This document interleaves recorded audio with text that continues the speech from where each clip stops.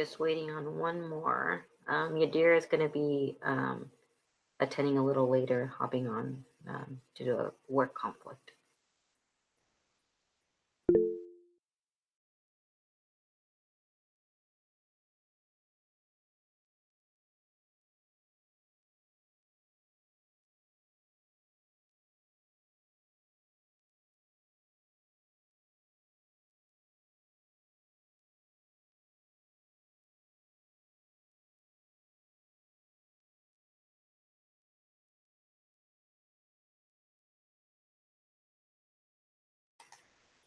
All right, everybody. It looks like we have everybody here. And I would just mention that Yadira is going to be coming on later. She has a work conflict, and Maya also has a conflict today and will be absent in our meeting. But I will call our Hillsboro School Board work session into order. And our first item on the agenda is our equity update with Saide and Francesca. Good evening, everyone. We wanted to take a little bit of time just to go over what we've been covering as a school district with our principals and in our buildings. And so if you, Kelly, want to go to our slides.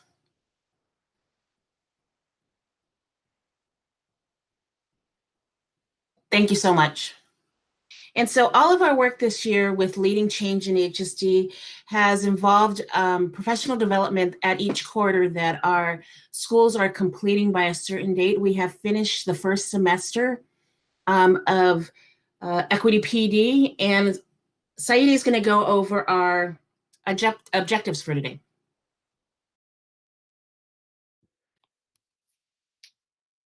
Thank you, Kelly. Yeah, so as Fran mentioned, this is what is happening in our buildings with our administrators and our staff.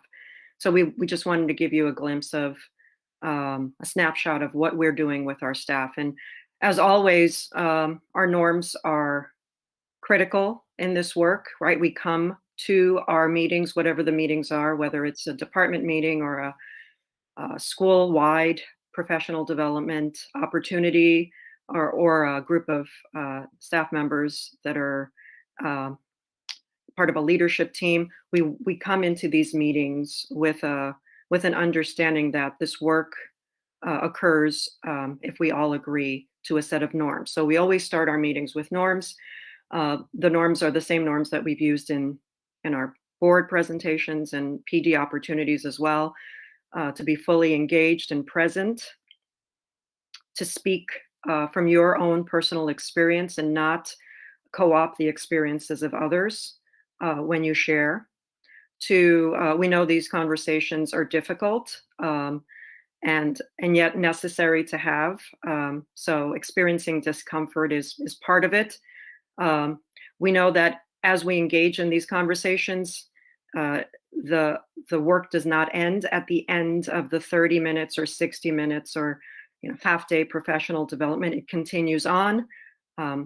We come into the space with a willingness to listen to others and understand what their experiences are and where they're coming from. And we share the understanding and belief that what is said in that space is sacred, and therefore we respect everyone's confidentiality. And so we ground ourselves in those norms, and that's what's happening in our buildings and our departments as we move through this work. So today we want to give you that just a snapshot of what's going on. We're going to discuss how we identify and explain some key vocabulary words that are focused on the equity work that we're doing, how to effectively use those key terms so we can reach all of our stakeholders, community members, staff, students, learn about the distinctions of equity and how it applies to multiculturalism. And so Fran's going to go through that piece, and also around responsive teaching practices. And then we're gonna have you engage briefly in a video and a reflection piece at the end. Something that, again, we're asking our principals to walk through their staff with. Next slide, thank you. So we also always have to remind ourselves as we do this work, it's very easy to become detoured. We detour ourselves sometimes, or others try to detour us. So to focus on what equity is and what equity isn't. And we always focus on celebrating the diversity, the racial, ethnic, linguistic diversity of our students and our staff and our community. And that's key in this equity work. We also want to make sure that we're making the work relevant. And so the socio-political context that our students are experiencing is key in making sure we're always tying it back to the students and their lived experiences and their educational experiences in our school district, because that's why we're doing this work. We're always looking at focusing on improving their learning capacity and their experiences, specifically our underrepresented and historically marginalized students. And so we always refer back to them, and that's key in this work as well. Because if their experiences are positive and they thrive, all of our students thrive, and we know that. And we know that equity is ongoing, evolving, it's changing. It's a journey, and we say this over and over again, but it's true. So we change along with it, and the circumstances change our work, and so that's key. What we stay away from as much as possible is working in silos. Collaboration is key. Collaborating within departments, collaborating with our colleagues in our schools. That's key to this work. Just having a collective understanding of why we do this work and doing it in a collaborative way. By no means is there a list where we check boxes, and once we've checked all the boxes, we have arrived at an equitable educational system or a social justice mindset. That's not what this is. So there are no boxes to check. It's also not, there's no beginning and end because it is a journey. We like to see it almost as a spiral where we're constantly revisiting maybe the same concepts or the same dilemmas that we have revisited in the past, and we come together to form some sort of solution collectively. And what it isn't is equality, right? When everyone gets the same, and we offer the same to all of our students, that's equality. And equity is not equality. It's making sure that the students that each of our students receive what they need to be successful, and that may look very different from student to student, but we're willing to do that on behalf of them. Thank you. Okay, the next slide, Kelly. So this is something that we have used throughout our PD, and it's called Distinctions of Equity, and it's from Zaretta Hammond. And I think a couple of you, this is the point when I pull out a book to show proof that I read. Culturally Responsive Teaching in the Brain. It comes from Zaretta, and she's done a lot of work with culturally responsive education and with equity. And so in the slideshow, it shows that when we're talking about equity, it's under 3 different distinctions. So equity could be or is multicultural education, and that's the celebrating of diversity. That's bringing the diverse books into your classroom so we can have those windows and mirrors. Equity is also social justice, and that's where that anti-racist efforts live. And that's where we focus on the social political context of the experience of our students. And then there's culturally responsive education. And that is where the cognitive learning for our students takes place for our diverse students. And what we know is if we formulate lessons and instructions that meet the needs of our most diverse students, all students learn, because it's your most high quality instructional practices that are focused on our marginalized students. But what we know from that is that is the kind of instruction that will serve all of our students. And so when she talks about distinctions of equity, it's not a silo like Saida had talked about. It's about the interchangeability of it and how that multicultural and social justice education lives a lot of that that personal journey that we are on. And the culturally responsive teaching or education is more of on the professional side of what we are professionally expected to do as educators.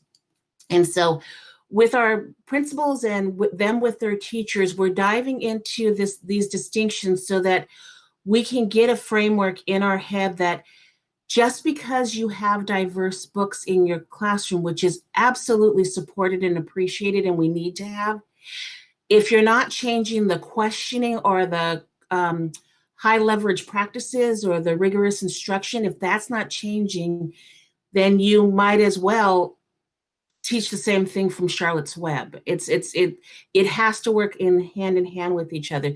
That independent learning for agency and not creating dependent learners is what we're focused on doing when we talk about instruction with equity. So we've been diving into this last quarter, we introduced this. We're diving into it more in Q3, and our principals and teachers will be able to look at where they flow. It's not a continuum. You don't start off being a multicultural educator, then you become a social justice leader, and then you become a culturally check. It doesn't work that way. And sometimes it can be what you are doing can flow in the other categories, but it's for us to get a framework around the words that we use when we're talking about leading for equity. I think sometimes what has happened in light of what has occurred in our community for the last year, we tend to hearken ourselves to liking certain words, and anti-racist, anti-bias come up a lot. And truly that sits in one area of equity, but there are other lenses of equity that we also need to, as we're becoming change agents, that we need to focus on too. And so we'll continue to work on the distinctions of equity with our staff so they can wrap their heads around that and know that one of our groups, our equity leadership team, is reading culturally responsive teaching with the brain, and we're diving into that. And I know that Dell's doing something too with grading for equity with principals. And so we're trying to get that whole lens, and that for our educators and for our leaders in our building and for our leaders in the classroom, so that everybody understands how it all folds together. Okay, next slide. And so today I love this quote. It's by Ibram Kendi, and it goes on to say, definitions anchor us in principles. If we don't do the basic work of defining the kind of people we want to be in language that is stable and consistent, we can't work towards stable, consistent goals. And I think that was one of the things, missions that we had for this year, our theory of action, was if we could build a foundation with all of our staff, that we have a common understanding of all these key terms and what they mean and how they apply to the work that we're doing, then we will be able to move to the next level. But building that foundation, which includes the definitions and all of us understanding what we mean when we talk about privilege or what we mean when we talk about oppression, then we will have a good foundation and a surface for which we can then springboard into next year. The thought about with each of these words is, because it's a personal or professional journey, sometimes our personal interpretation of those words affects our professional interpretation. And so we really wanted to focus this year on us all getting on the same page with our definitions. All right.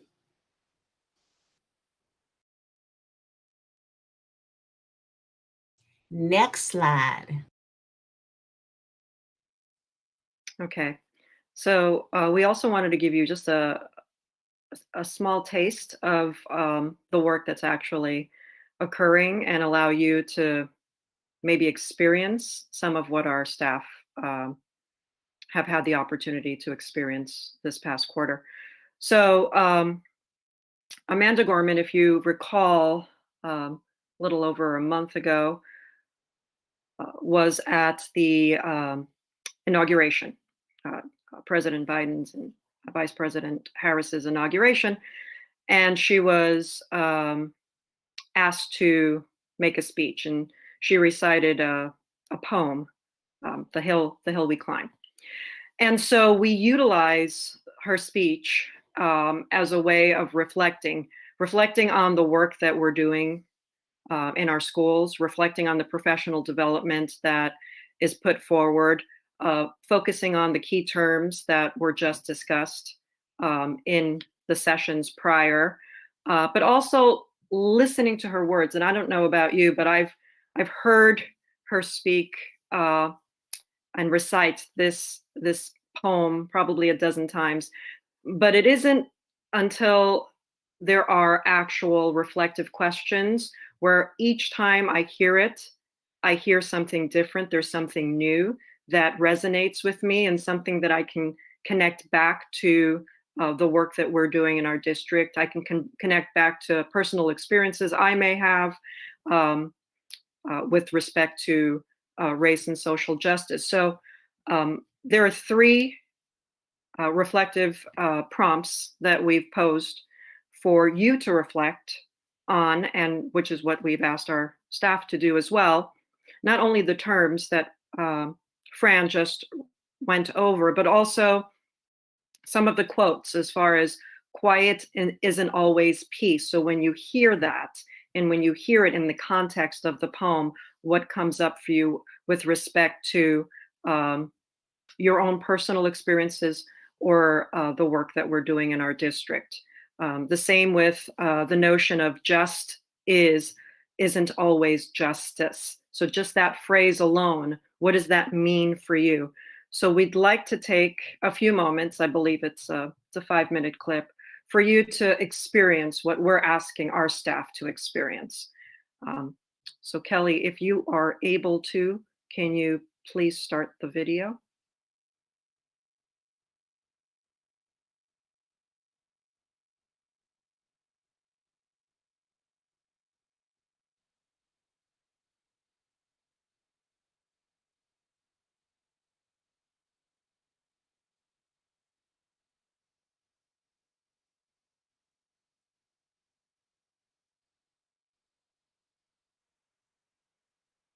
And if there's audio, that would be great as well.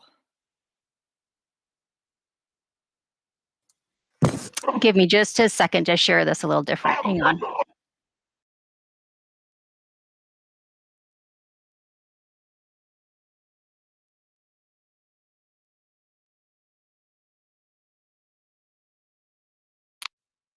I'll fill some space here. I can talk about anything. Oh, there we go. Well, I think you were all saved. National Poet Laureate.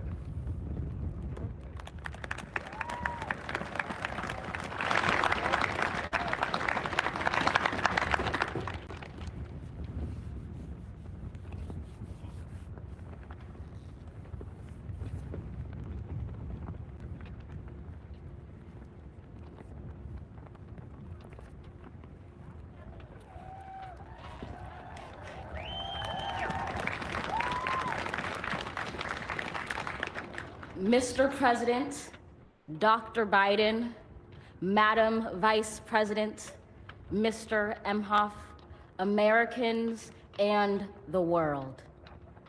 When day comes, we ask ourselves, where can we find light in this never-ending shade?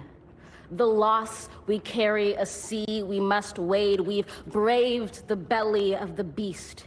We've learned that quiet isn't always peace, in the norms and notions of what just isn't always just is. Let me introduce Amanda Gorman, our nation's first ever National Poet Laureate.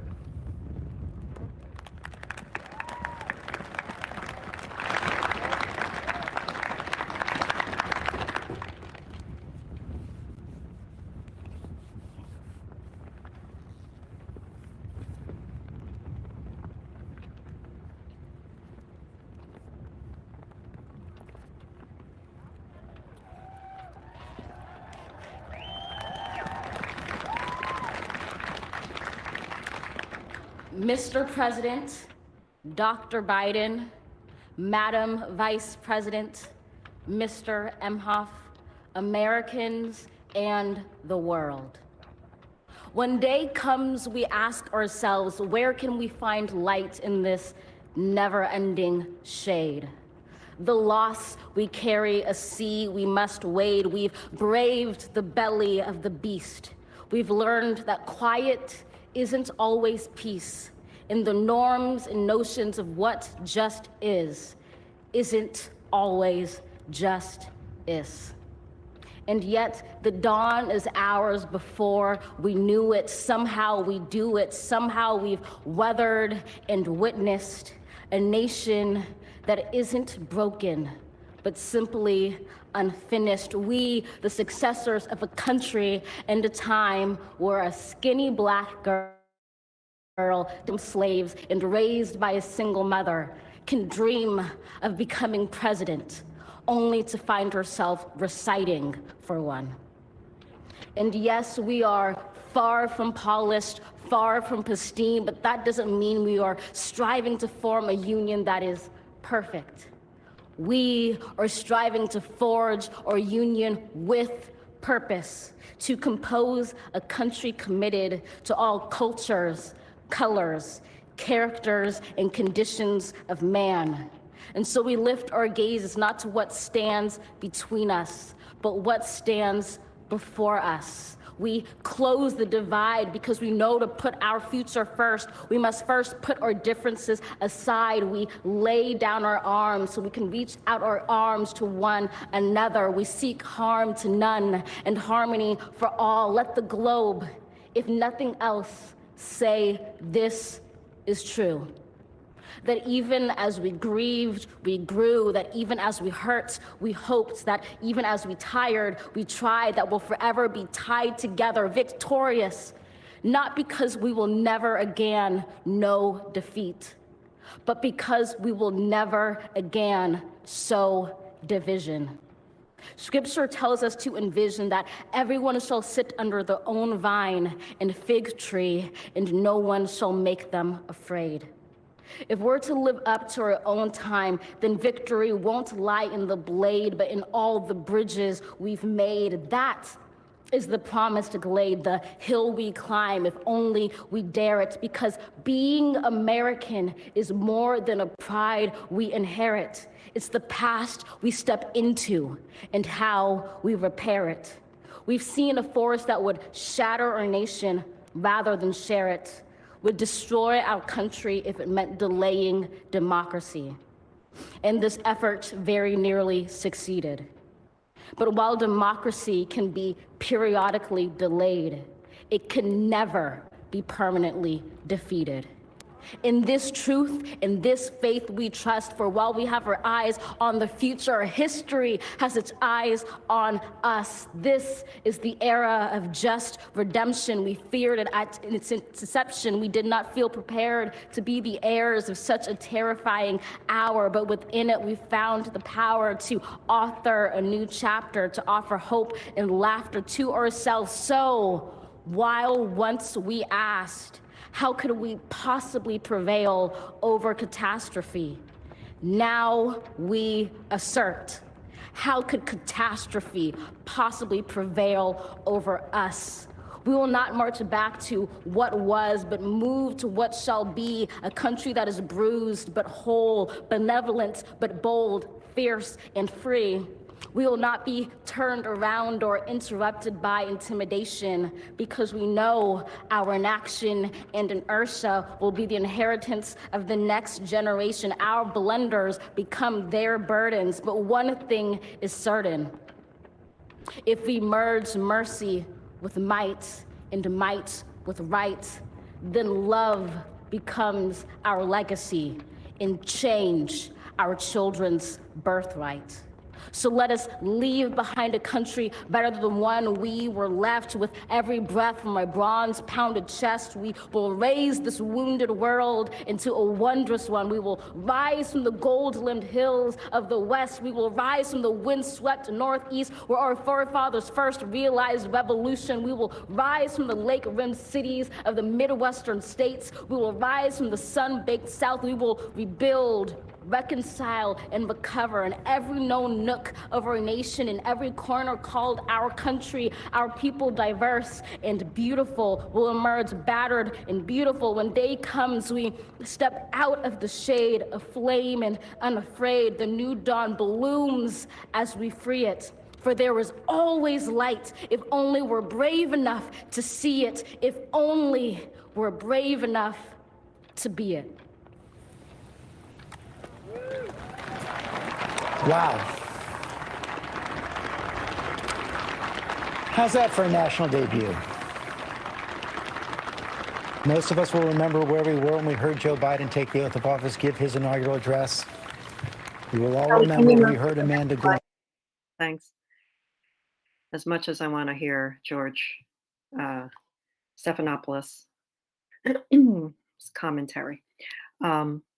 So the next slide is it's what we are asking our staff to do. So we ask them to reflect. We provide them with those reflective questions, and then just a couple of quotes. And again, each time, and Fran and I have talked about this, each time we hear the speech, there's something new that comes up. But the quotes that, if I were to go through this exercise, the quotes that came up for me were these two. And the second one is really meaningful in that it really epitomizes the equity work, right? We're not striving for perfection, because if we strive for perfection, we are paralyzed, right? We have to move this work forward, and it's messy and it's ugly, and we're going to get it wrong sometimes, and that's okay, as long as we're moving it forward and our intention is honorable and our heart is in it.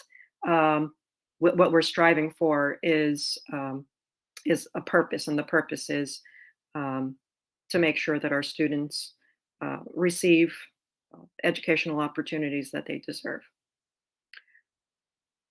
And I believe, is that the last slide, Fran? Yeah. This is just an overview of how, when we do our work in Q3, not only is it going to focus on oppression and awareness, it's about interruptions and culturally responsive teaching. And those are the key vocabulary words we're working on. And that is what we're doing. It sounds simple, but as we know, it's a very complex system we're trying to navigate. So thank you for letting us share with you a little bit of what we're doing. Erica, if I could just chime in for 1 second. First of all, thank you. As you remember, the board had asked for quarterly updates on our equity work, and so this is just one of those times that we wanted to bring you up to speed on where we've been.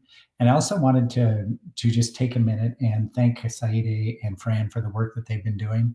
And since we've been together last, we've made the announcement that Fran is going to be the new Equity, Access, and Engagement Officer for the district. And we know that you can tell by her passion and her commitment to this work that we're going to be able to make some great strides under her facilitation. And so we look forward to that. And I also just wanted to take an opportunity to thank Saide for the work that she's done over the years with this. She has over and over again answered the call and led us through heart work and head work, and our students are better because of it. So Saide, thank you for all the work that you've done as well.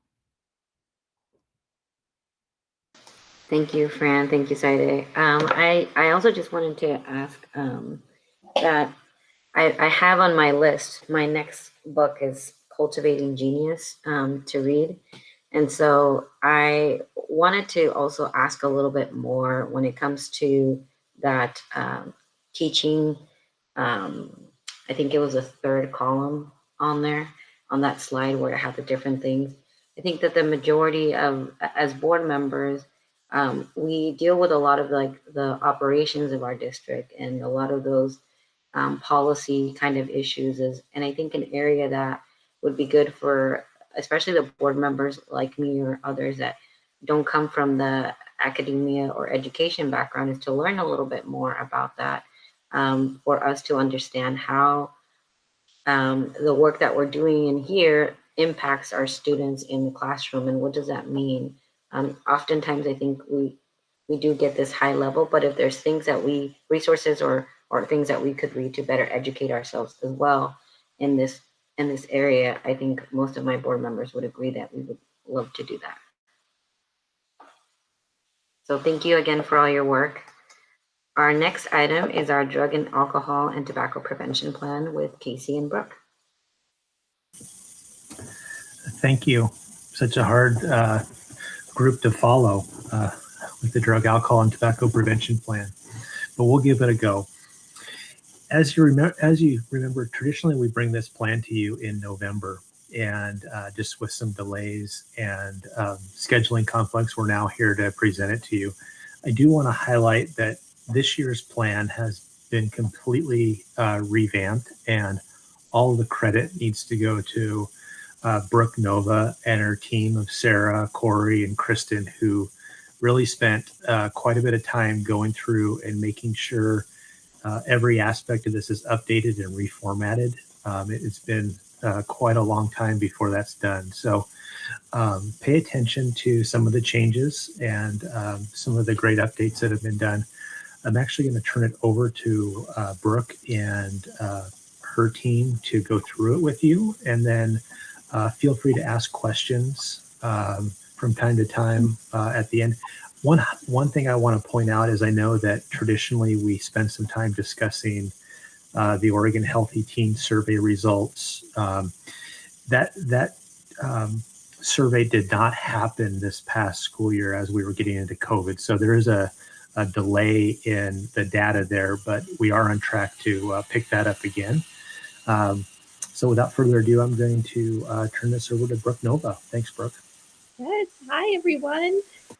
I am so happy that actually the presentation that Francesca and Saide just shared is right before ours, because as you look at the plan, it really is a comprehensive health plan with attention in this focus of our drug, alcohol, and tobacco prevention and intervention work. So as Casey shared, the holistic approach, I hope that you saw throughout that comprehensive plan really is a reflection of that. And really in that focus of the integrated model, looking at our trauma-informed care practices, our strength-based, asset-based work, centered in equity. I think, so much of what we have shared in social emotional learning and the framework of CASTLE is also centered in culturally responsive teaching practices and with that equity lens. And then really that evidence-based approach when we look at curriculums, resources, and practices to implement. So I hope that you saw that throughout the plan.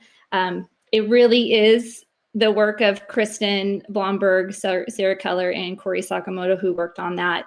In addition to our community partners, we bring together community partners every other month now across Washington County that we work with in different aspects. And one is our Washington County partner who represents drug, alcohol, and tobacco work, not only for students, but also supporting families. So bringing them into the fold even more this year has helped in many ways, but one also helping to revise that plan as well.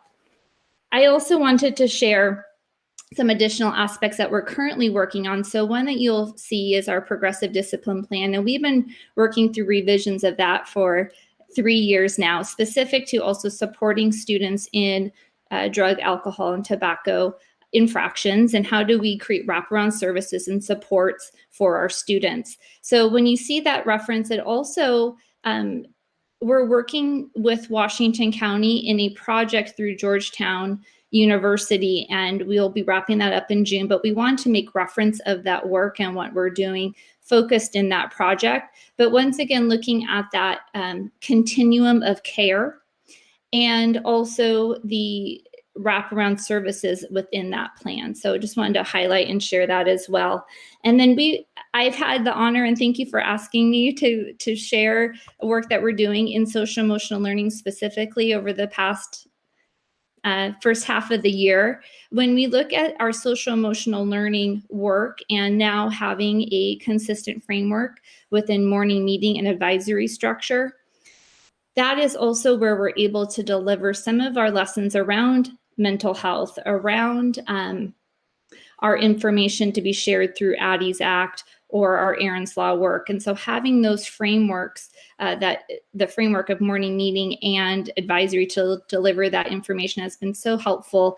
And as we know, all of these components, as I talk about drug, alcohol, and tobacco, the reference to comprehensive health, it is not a standalone, right? All of these pieces are a domino of both mental and physical health in this work. So that holistic approach has really been a center of this work. And then finally, as Casey referenced, across our state, there was a pause on the Healthy Teen Survey. We actually just shared information this past week with our building administrators, let them know that we will start that survey work in March. It closes April 30th. So to ensure that we have a new cohort of students in that 2021 data to hear what's going on, I think more than ever, it's important that we get that survey out, look at the responses, and then calibrate what is working really well.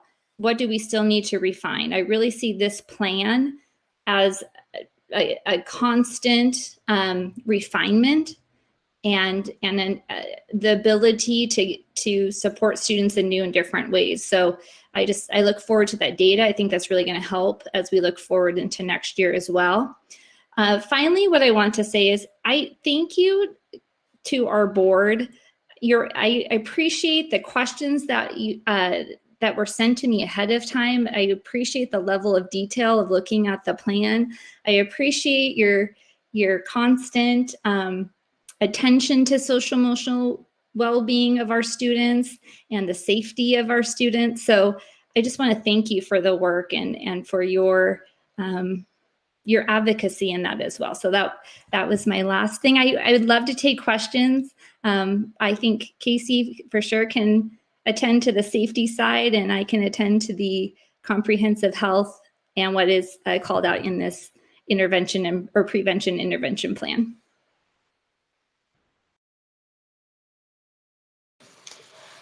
A question there from Jackie Brooke. And I did already send this question to Brooke, so she had a heads up already. I am really glad to see that we're adopting evidence-based curriculum to increase the alignment from K through 12. Can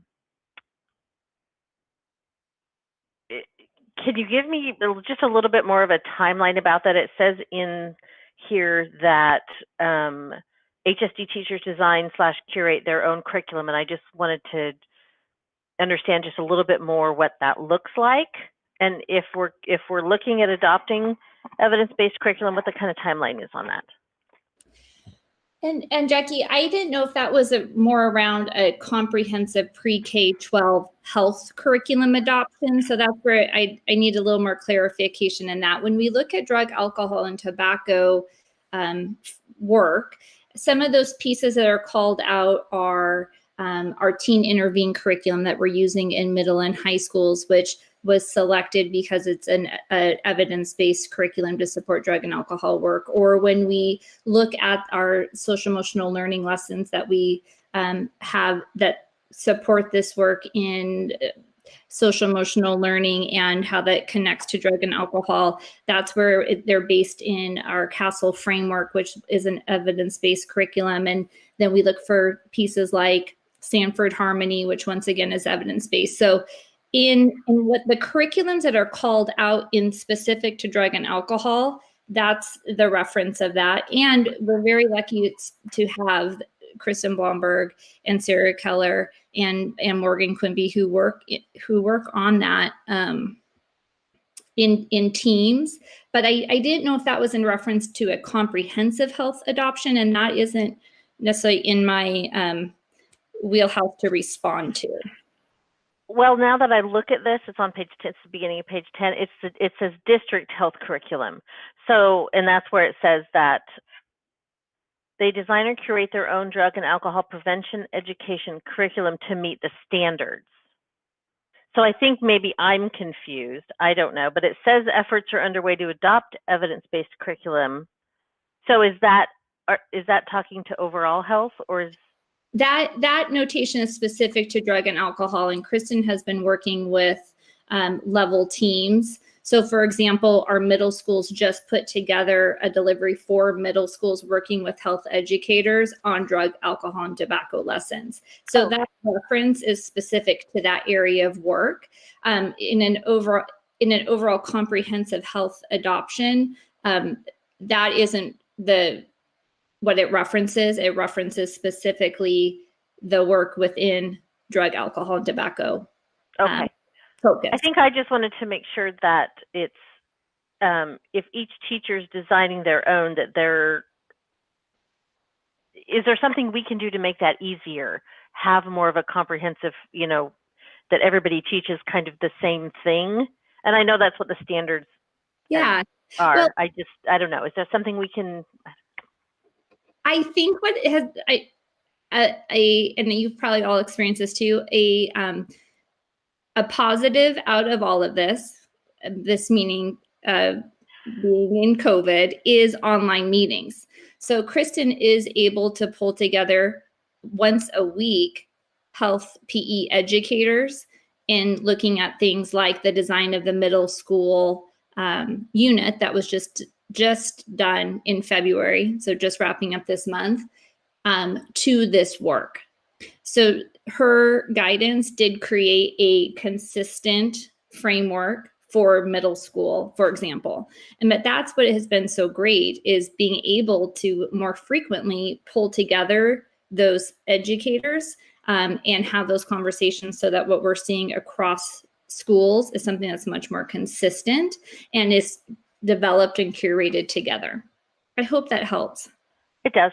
It Okay. does. It sounds like it's something that we're working on, creating something that they can just pull from rather than create their own. So thank you. Thanks, Jackie. And thank you, Brooke. I actually saw a really great presentation on a program, and I believe it was, I think it was PPS, but one of the things that I was looking for and interested in more was around like, how do we connect students with like rehabilitation and also provide access to that information, or for parents. And I think as we move forward with creating, like Jackie was saying, something where everybody can just grab that information and curating a program, I would really like to also see those resources be kind of embedded in this. I don't see any other questions. So again, thank you, Casey and Brooke. We are moving on to our next item, which is our fall 2021-22 kinder enrollment plan and process with Dell and Audria. Awesome. Hello there.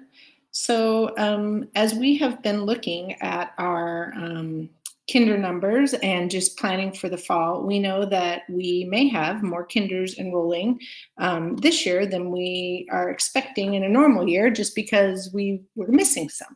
So this evening, we really wanted to talk to you about our enrollment process, not only for our kindergartners, but also for families who may feel like their student needs to be retained, or the process for families who may feel like their student needs to be promoted to another grade.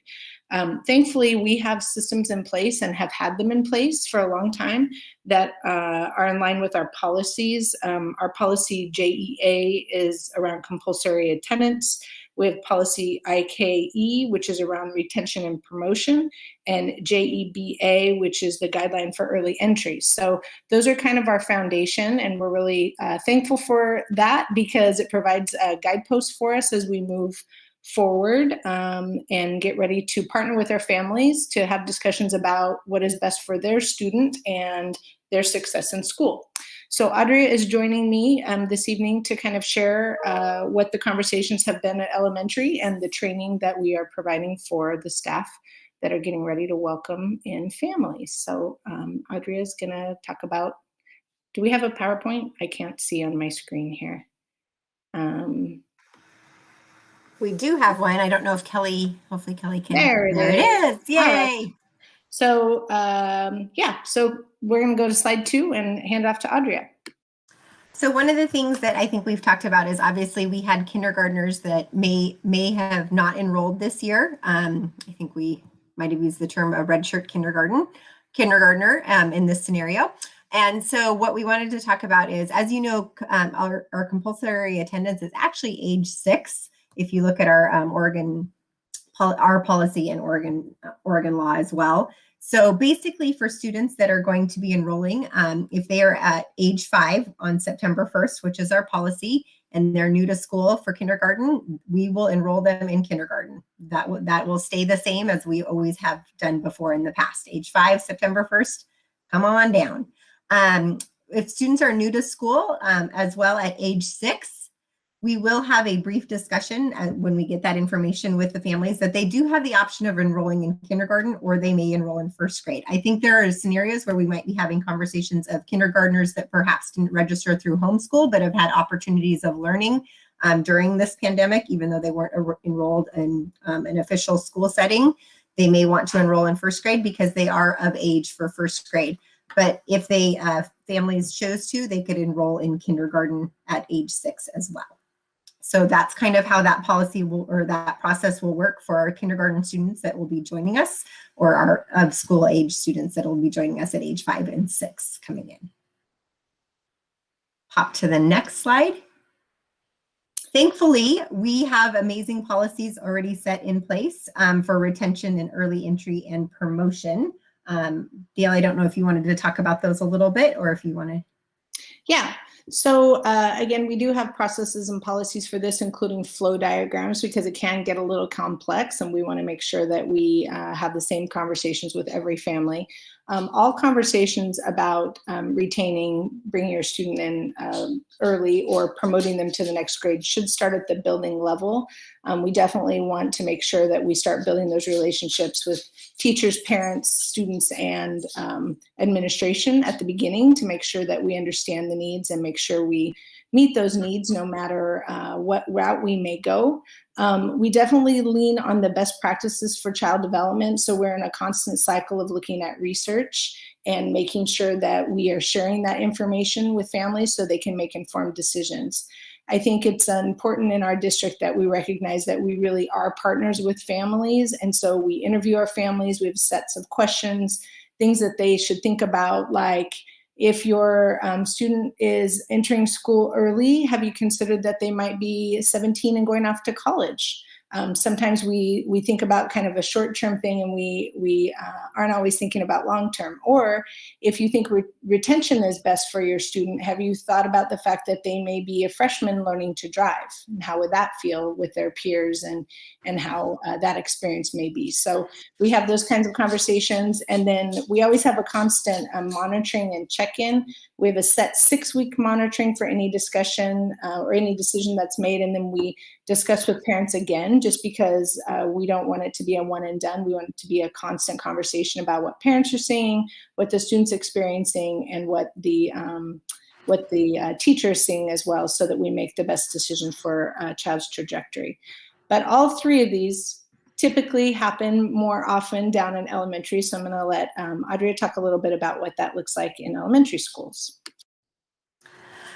So for all 3, like Dale said, they do happen more often, and it is reaching out at the building level and following the flow chart and looking at conversations with current teachers if they are enrolled in our schools, and having data that supports all of those decisions that are made. For the early entry process, that will remain the same. Those are for students that are younger than 5 that would like to start kindergarten early. We have a process for that, in which we do look at, we do some assessments, some interviews with families, and making sure all of those questions are answered that Dale talked about. Those have been very helpful in our processes in the past, and we know they may come up. We believe retention conversations may come up more frequently this year.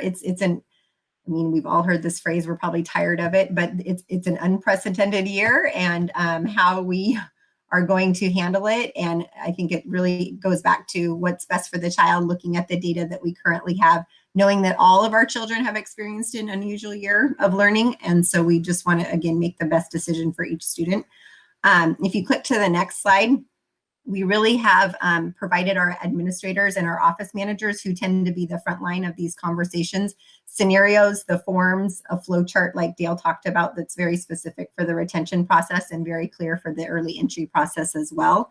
For TAG, that typically is where promotion comes in, and we have a great process set up that in which we use the Iowa accelerated scale to determine promotion and making sure, again, that's the right fit for a student and what works best for them into their future. I think we're going to have more conversations again, and different scenarios will come up that are new to us this year. And I think by following our set system and having those conversations, I feel like our office staff and administrators are prepared for that, and we'll work through it with each individual student that comes to us. And I think next one is any questions?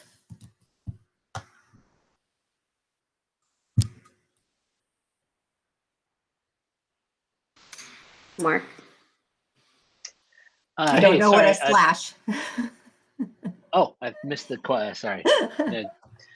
Missed the shift key. Sorry, I didn't think of this before, but it was when Audrey used the red shirt term that sort of triggered it for me. I think we've all heard that term.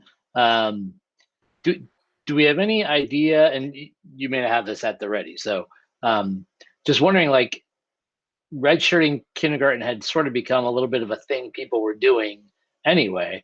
I wonder how many red shirts would have started in fall 2020, and now they would be, figuring out, and then may not have come.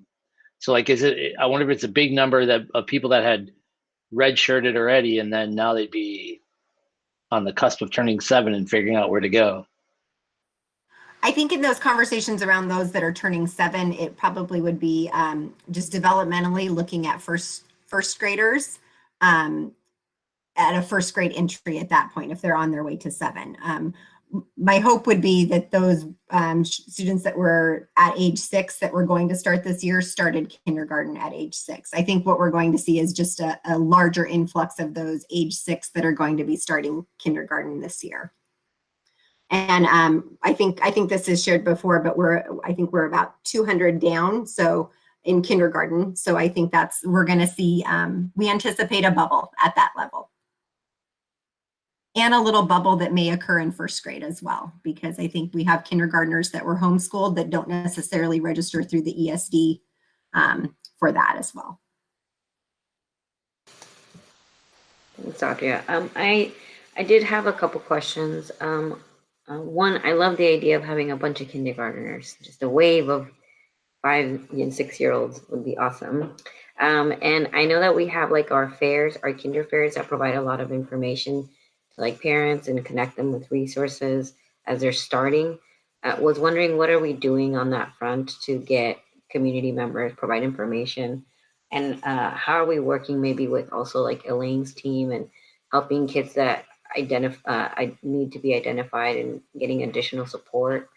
Because you don't know what you don't know coming into, especially for new families into the district. So those 2 questions, and then I'll ask my last one.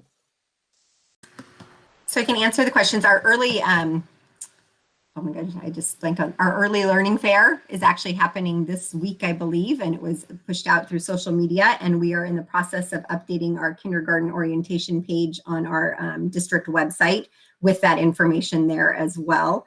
And those 2 of those fairs occur, I believe, Tuesday and Thursday of this week, actually, virtually, if I remember correctly. And then much like last year, we did a virtual orientation week for kindergarten and just picked a week to really have all of our schools be all about kindergarten, basically, for that week. And we pushed it out through Hot News, we pushed it out through school sites, we pushed it out just to get the word out. And it really, we found it to be really effective, because every school was doing it at the exact same week. In the past, schools have kind of like, some schools do it in April, some schools do it in May. And I think there was a great communication push around getting entry of our last group. So we'll be doing something similar. And I think we decided actually the week of May 3rd will be our large push for virtual kindergarten orientation. So we'll do a lot of advertising prior. Schools will update their slides and all of their information to push out as well. And we hold family nights virtually during that time as well. So we're going to be doing a very similar model and using that website base to kind of go to and get the information. We've learned a lot with technology, and there's a lot we can share and introduce through technology and give information, as well as having having it translated for our families and being able to share that information out and holding those Q&A sessions seemed to actually work really well this past year. I can let Elaine talk about student services, just a little bit on that if I can kick it to her. Yeah, absolutely. So on any given year, we have about 250 students who are coming into kindergarten from our ESD programs. And our ESD, Northwest Regional ESD, works with our early childhood special education program. And in order to understand their needs prior to them coming in, we actually have a day where we sit down with the case managers at the ESD and our specialists here in the admin center sit down, and we actually go through every need that every student who has really intensive needs. And so everybody is very aware of what the needs of our incoming students are when they come in. Our kindergarten teachers are participating in school age IEPs that happen before students come to school or shortly after they come to school. And we usually have a pretty good picture of a student and the type of needs they have as they're coming. We do have some students that come that haven't been in early childhood special education, and then we do observation and assessment as they kind of go through their kindergarten year. Thank you, Elaine and Audra. The last question that I had was just around that bubble that we think is going to happen with kindergarten and first grade. And, you know, due to the spacing requirements in our classrooms, do we foresee any issues and capacity because of our COVID? I'm hopeful not, because we were down those students to begin with. So instead of maybe 3 first grades, we might have 2 first grades and 4 kinders. So, you know, they're kids that are eventually coming to us that maybe we were missing in the past. So hopefully not. I think our bigger challenge, honestly, is like curriculum, because if you are used to having 100 kinders and now you have 130, you need to buy new materials for the extra teachers. So it'll just be really imperative for us to get as accurate numbers as we can early. And so I'm really thankful for our early kinder fair and the outreach in our community. So we know who to expect and we can be prepared to serve them in the fall. Thank you, Dale. All right. Thank you, Audrey, again. Our next item on our agenda is a return to in-person learning update with Mike, Travis, and Dale. All right, thank you. Actually, tonight we've got Travis, Connor, and Beth. So things have changed since I didn't want to panic Dale when you called out her name right there. As you know, we've been working on the details of this plan, and so the new information that we have to share with you, there's not a ton of new information for this evening. We are going to share with you some timelines, and we want to give you a vaccination update. We want to talk to you a little bit about the topics that are coming up in bargaining, and we've got some information at the end of where community members can find information on various schools, how many students are participating in LIPI or limited in person, and how many and when hybrid is supposed to kick in at those schools. So that's the information that we have for you today. We are committed to communicating with our families, and that happens every Wednesday. So there'll be information coming out tomorrow. But at this point, I'm going to turn it over to Travis, and then he will turn it over to the other folks when he's done with his portion. So Travis? Thanks, Mike. Good afternoon, everybody. We'll get started with the PowerPoint, but I just wanted to remind folks that there are kind of three objectives. We have 3 things that need to come together for our plan to take place to get students back in school on March 29th. The first is that we need everybody to get vaccinated or have the opportunity to be vaccinated. The second is to see those metrics stay below 200 cases per 100,000. If we're going to talk about bringing students back to in-person learning K through 12, pre-K 12. And the third is we need to meet all the different safety and health protocols in order to keep everyone safe. And so we're also negotiating those things and committed to working with our associations to come to agreement on the health and safety protocols. So tonight's updates are quick updates on those 3 areas. So go ahead, Kelly. Thanks for DJing tonight. One more slide, please. So we're in wave 4 of the vaccine plan. According to the facts that I know, and Beth might have an update because she's been working closely with the regional vaccine team too, we have in wave 4, 300 appointments opening up from February 24th through 27th, and they're opening up chunks every 3 or 4 days of new appointments. Wave 4 is said to be going into March, which in a minute when you see our timeline is right in sync with where we need to be getting our high school students back into in-person learning, possibly on April 19th. So as you know, we've phased our vaccines and our opening of school grade levels to be in sync with each other to make sure that all educators have 2 shots in 2 weeks in order to have full immunization, according to what we're being told. Again, just publishing the information for the hotline if folks need support. One more slide, please. Very encouraging news was posted yesterday that we are down to 93.7 cases per 100,000 in Washington County, which is a steep decline over the last few biweekly periods. And you can see that we're in the green in terms of test positivity rate. So I know I continue to hope for this and wear my mask. I hope everyone else is doing the same. And this is counter to some of the predictions about what was going to happen post Super Bowl and in the middle of February when we all experienced fatigue from staying away from each other. But thank you to the community for staying safe and socially distanced and washing our hands and wearing our masks. This is a group effort and we need to stick with it if we're going to see these numbers stay low. In case you're curious, we have looked at, what happens if we get down below 50, and we'll still have the restrictions from the Ready School Safe Learners to keep in small cohorts. Nothing really miraculous happens at 50. So I'll keep you posted as guidance gets updated, but it would be great if we could be down in the green by the time we come back after spring break. Kelly, one more slide, please. I'll kick to Kana for the negotiation updates and some of the topics that we're talking about with associations. Thanks, Travis. Good evening, everyone.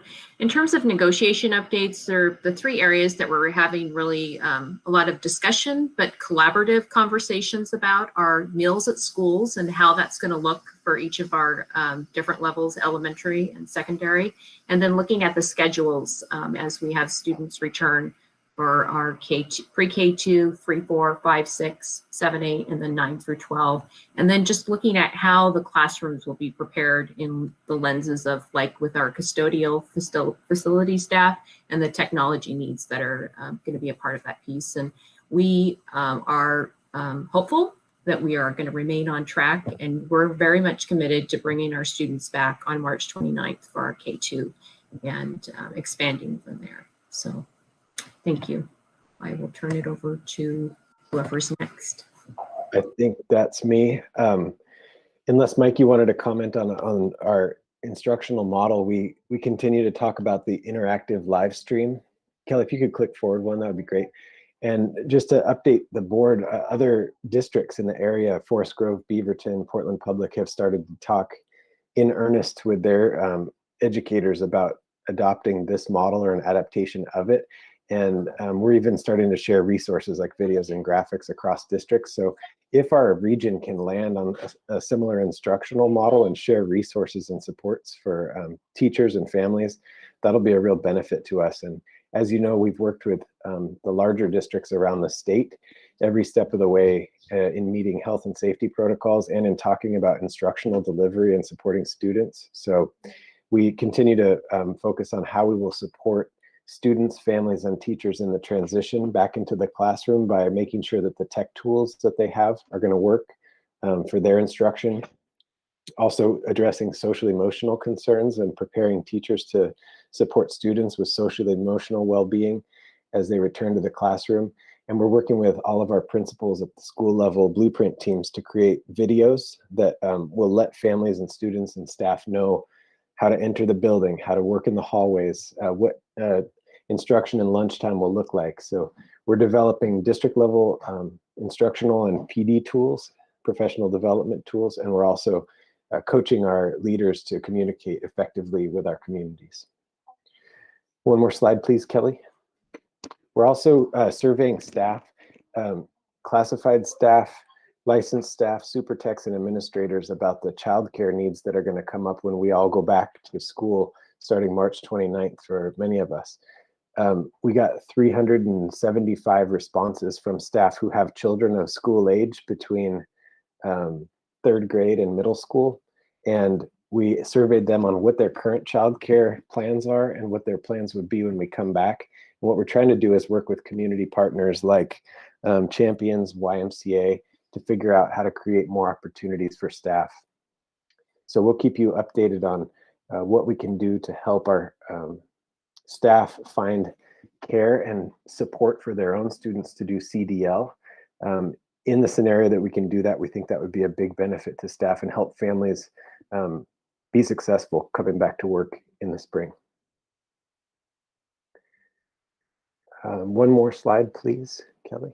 So a quick timeline review. One more slide, please.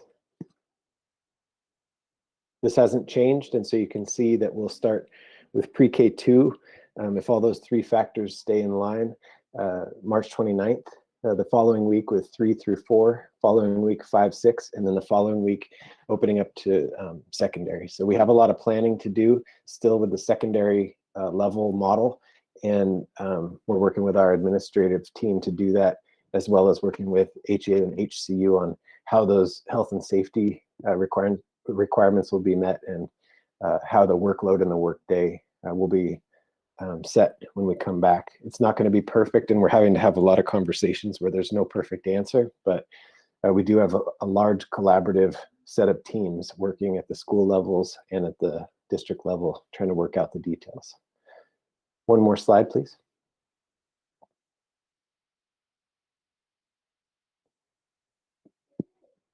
I think Beth had something in here, but I can't remember what it was. That's all the slides we have. Beth, I may have just talked through your slides, so let me know if there's something that I missed, team. Thank you for the chance to talk. No, it's okay.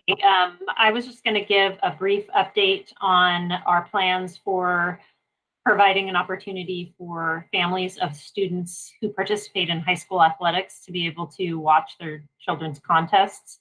We have been collaborating with a company called Pixelot, who provides live streaming services for our varsity contests, and we are currently finishing up installation of those units. They will be at Harefield for the stadium and the turf field. They will be in each comprehensive high school's gymnasium. And then for Liberty, Century, and Hill High, they will be positioned on their turf field. And at Hill High, it will also be positioned so that the camera can swing around to their varsity softball field. And we are currently investigating our opportunities to provide the viewing services free of charge to families who are experiencing hardship due to COVID. So we'll provide additional updates on that in the coming days.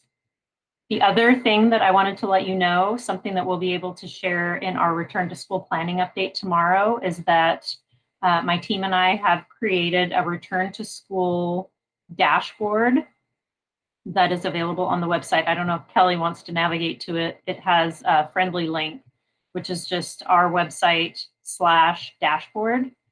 And we could just take a quick look at that.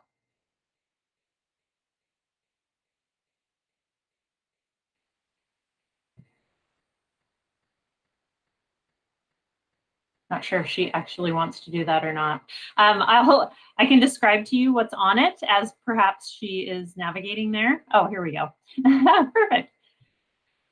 So this is a page on our 2020-21 school year website.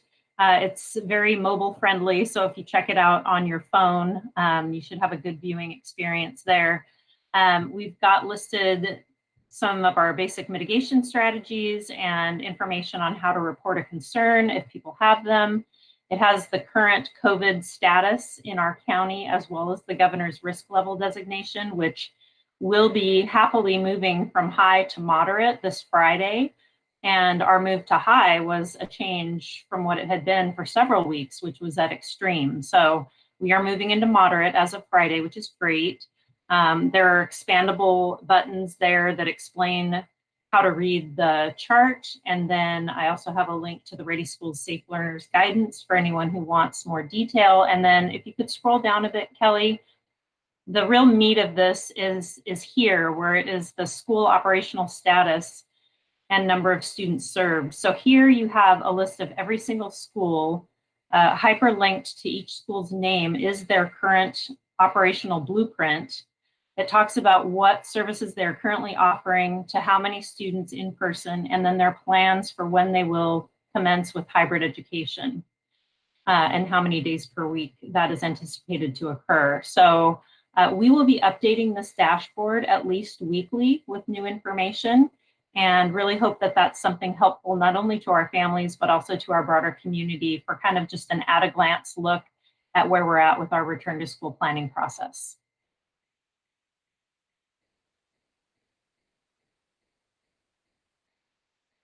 Thank you, Jackie. Can we answer any questions for anybody? I was just going to ask the instructional videos that you're creating about, how things are going to look like in our new environment for students. Is that going to be on this area for families to access, or is that shared somewhere different? So the video that we came out with, last week, is if you go to the 2020-21 school year page, you can get to the video there. This is just kind of what we call a child page to that main page. But yeah, all of that information is there. Erica, to answer your question at the school level, we'll be using the main communication channels for every school, like whether that's Remind or, parent view blasts. The mechanisms that we use would be where the videos would most likely come out. Although I think technically speaking too, if those are linked to the school's blueprint, those will also be embedded there. Right now, if you were to click a school's blueprint, it would show you the CDL, and it would be very boring. It would say we're in distance learning. And when the blueprints are updated, it'll show you a more dynamic hybrid schedule, and then all the safety protocols documented. How do you enter the building? How do you wash hands, et cetera? And it's that stuff we want to capture at school level videos and push out to families by all of our methods. Jackie, you had a question. Yes, thank you. Once we return to in-person hybrid, what does it look like if there is a student in a classroom that has test positive for COVID? I mean, just roughly, what is the plan if and when that happens? Yeah, two kind of levels of that. Beth, you're not muted, by the way. The first would be if a student shows signs of illness, we have an isolation room or a care room where students can go. So that's for any number of symptoms. That could be COVID related or not. And we'll provide support to families to figure out what are the next steps after their students exhibit symptoms at school when they pick them up. Your question was, what happens if a student has a confirmed case of COVID? At that point, what we would do is contact tracing through our nurses, and in collaboration with Washington County, figure out what the notification protocols would be. So they've been coaching us. And one scenario is that we notify all the students in that class. Another scenario is that we find out that a student in that class and that other student had a play date and have been, exposed to each other for more than 15 minutes without a mask. And so we would be notifying. There's different levels based on the contact tracing that we're able to pursue as far as notification goes. If there are 2 or more cases in a classroom, we would likely be told to quarantine that classroom cohort for 14 days.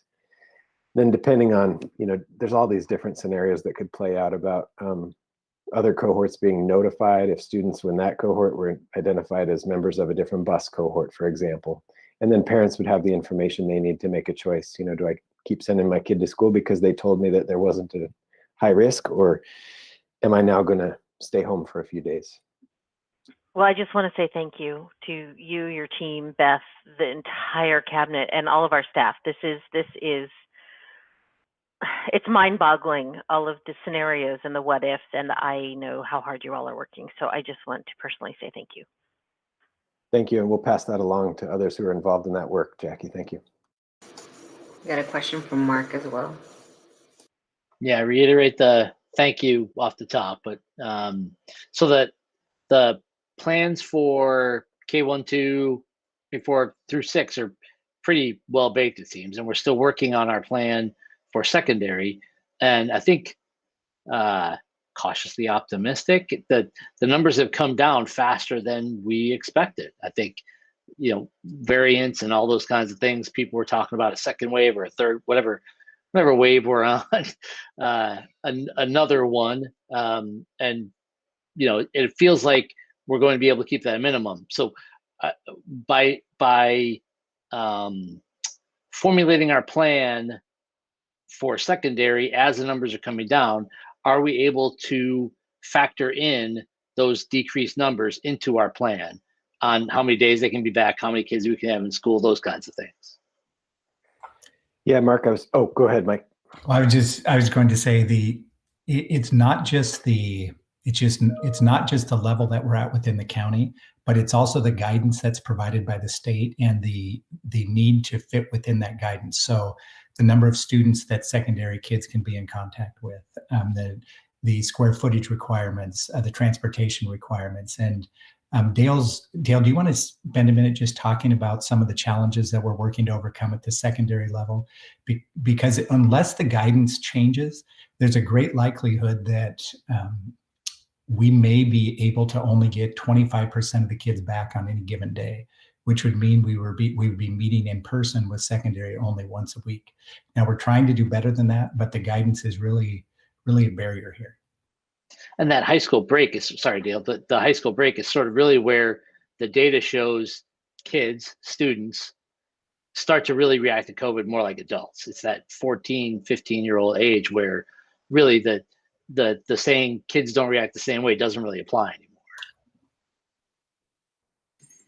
Yeah, and like Mike was sharing, it's possible that we won't be able to get large groups of kids at this point based on classroom size.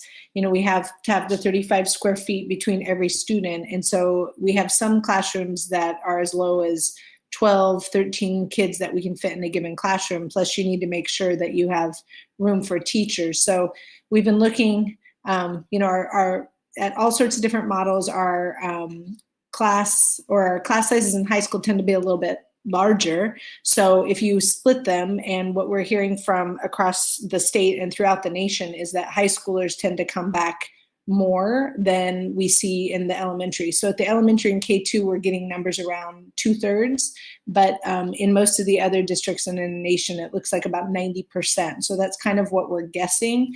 So it's one of the models that we're looking at is potentially bringing back all kids at the high school level 1 day a week, with some kids coming back 2 days a week based on data and need. And of course, that's all in bargaining. We're progressing with bargaining and having great conversations, but there's that. We need to think about the cohorting. We can only have kids in cohorts with a maximum of 100 student contacts. And so if they have 4 classes, but we bring in a quarter plus the bus, it starts to get a little complex. We've got bathroom issues, access, cleaning, where are they going to eat? Will it be a grab and go lunch, a grab and eat breakfast? I mean, there's lots of layers. And transportation. I mean, Carroll is working wonders, but we are a very large district. And so as we look for elementary, and it's really beneficial that our families are responding to our survey because it lets us plan better about how many buses we're going to need. But our buses, which normally could hold 70, now could probably hold 30, 35. So that's multiple routes. I mean, it just gets super, super complex. So I'm thankful for every layer of our organization and the constant brainstorming around getting our kids back. But it's a pretty big challenge that we're trying to overcome. One of the things that we continue to be concerned about at the secondary level, and specifically high school, that I'm going to address here, is just the engagement of the students. That's something we're concerned about. And as we move into the fall, one of the things that we're going to be mindful of is our need to accelerate learning for our students, and that's true across all levels. But it's a huge concern at the high school, just due to the amount of time that they have left with us before they leave our system. So one of the things that we'll be focused on is making sure that we have strong systems in place for accelerating that learning, making sure that we've got the instructional leadership necessary to move that work forward, and getting additional resources in terms of people to the high school in order to do some of that work. So that is on the horizon for us. It's a big concern for us. And I wondered, Audrey, would you take a minute and talk about the middle school, just so that we have a complete picture here? Sure. At the middle school level, again, like Dale said, all of this is in conversations with our bargaining units. But our hope actually at the middle school is to be able to bring students in the two-day a week model. The reason it would work at the middle school is we structured our day a little more uniquely in terms of having the core on Monday, Tuesday, Thursday, and Friday in CDL, and then our students in middle school do electives in PE on Wednesday. We would keep electives in PE most likely in that virtual model on Wednesdays, but because we did the core classes only on Monday, Tuesday, Thursday, and Friday, we have students in teams, and we have them in cohorts already of less than 100 if they come in at a rate of half. So we think we'll be able to do 2 days a week at the middle school once we know a little bit more information about how many students are returning, and hopefully we'll be able to bring them in similar to the 3 through 6 model. Comment from Jackie? I just want to say thank you. And I know that we have watching the live stream right now, and I just want everyone to know that you guys are being so patient to answer our questions. Some of these questions we ask because that's what the public is asking us as board members, at least me. And I may already know the answer, but I want to make sure that everybody listening also understands what's gone into this and what we're working with. So I just want to thank you for being patient with us when we ask questions that you're like, what? So thank you. Thanks, Jackie. I did have just another question around how we're, especially our K through 2, and that's the level that's coming in first. And if there's any, as we're developing like those videos about how school's going to look like now, is there additional things that our teachers are doing to kind of prepare our kids that are coming back, or just to know if they are coming back, this is what's expected, like behavior wise around like social distancing, all of those things? Erica, because we're still in bargaining, there's a number of issues that aren't completely nailed down yet. But one of the things that we do know is that we're going to need some transition time before students come back. So we're anticipating that the week before spring break, the teachers will need some transition time to not only do some professional development themselves regarding the health and safety protocols that we have in place, but also to prepare students and families for what that transition is going to look like. So that is work that's being done behind the scenes until we've completely bargained that and had the opportunity to work that out with the associations, and that is not being shared widely with individuals yet. Thanks, Mike. Don't see any other questions or hand raised. All right, well, thank you everybody for all of your help in planning and all the work that you're doing to help us with the logistics. It's a lot, and I just appreciate the level of detail and care that you're taking to ensure that our staff and our students come back and that they are in a safe space. So with that, we are going to take a recess, and we will come back at 7 for our regular session. So I am recessing our work session.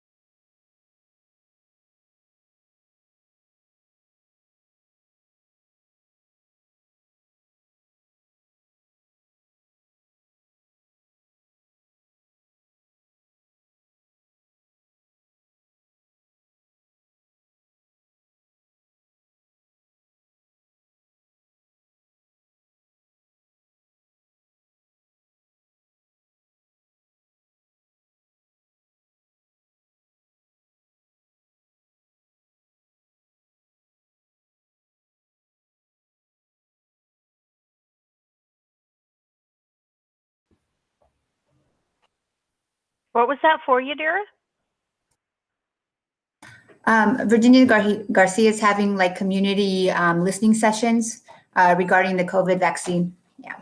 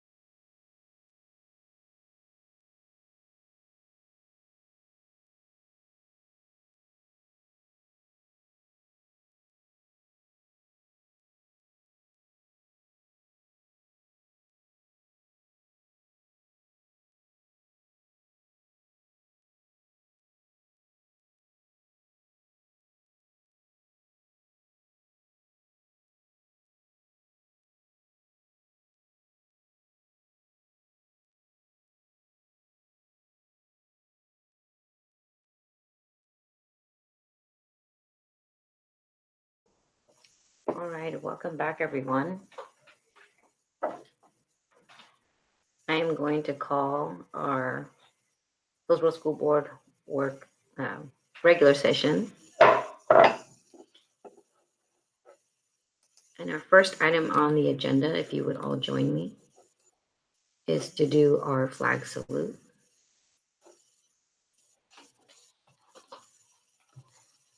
I pledge allegiance to the flag of the United States of America and to the republic for which it stands, one nation, under God, indivisible, with liberty and justice for all.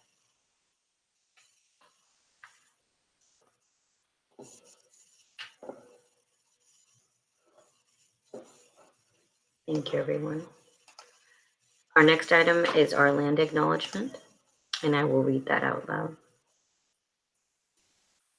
As we gather here today, even in this virtual setting, we would like to take a moment to acknowledge that our district service area is on the occupied traditional homelands of the Atfalati Indigenous people, lands we now call Washington County and the state of Oregon.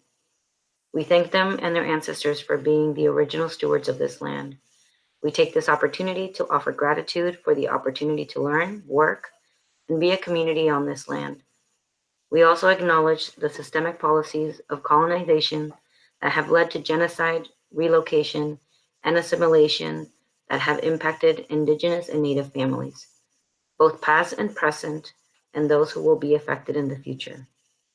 According to the Kalapuya tradition, people have lived here since time immemorial. Indigenous people still live here today, having persevered through US-sponsored war, displacement, genocide, and oppression.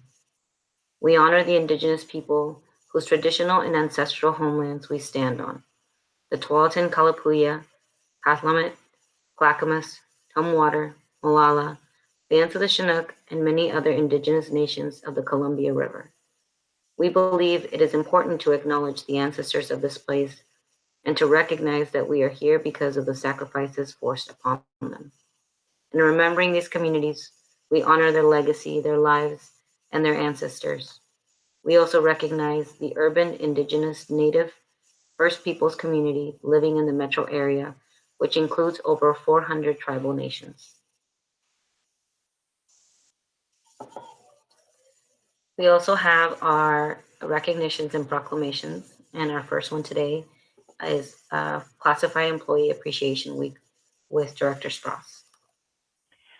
In honor of Classified Employee Appreciation Week, March 1st through 5th, 2021, the Board of Directors would like to publicly thank over 1,200 men and women who fill the critical roles of educational assistants, bus drivers, cafeteria workers, maintenance technicians, custodians, office support staff, and many others for the Hillsboro School District. Your often unsung work behind the scenes, support of teachers in delivering instruction, diverse talents, and tireless dedication to our community students is invaluable. Your contributions to the Hillsboro School District are valued and appreciated. Please join me in thanking our classified staff and recognizing them during Classified Employee Appreciation Week. The Board of Education and the Hillsboro School District do hereby proclaim the week of March 1st through 5th, 2021 to be Classified Employee Appreciation Week. We urge all community members to join us in recognizing the many contributions and achievements of classified employees to the development and prosperity of our Hillsboro School District community. Thank you.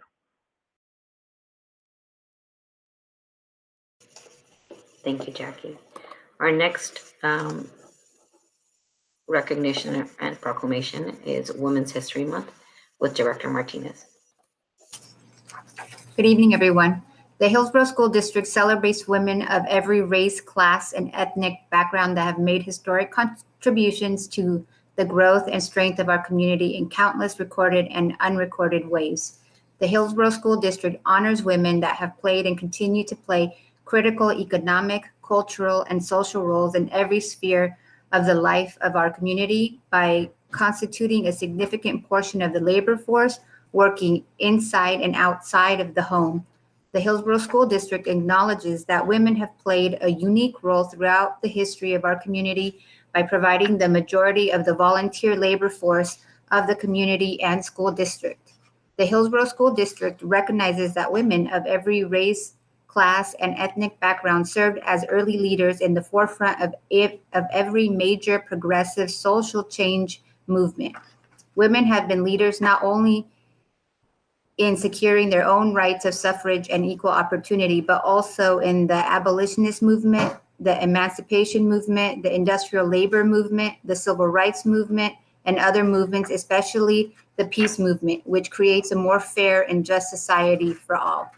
The Board of Education of the Hillsboro School District do hereby proclaim the month of March 2021 to be Women's History Month. We urge all community members to join us in recognizing the many contributions and achievements of women to the development and prosperity of our community. Thank you.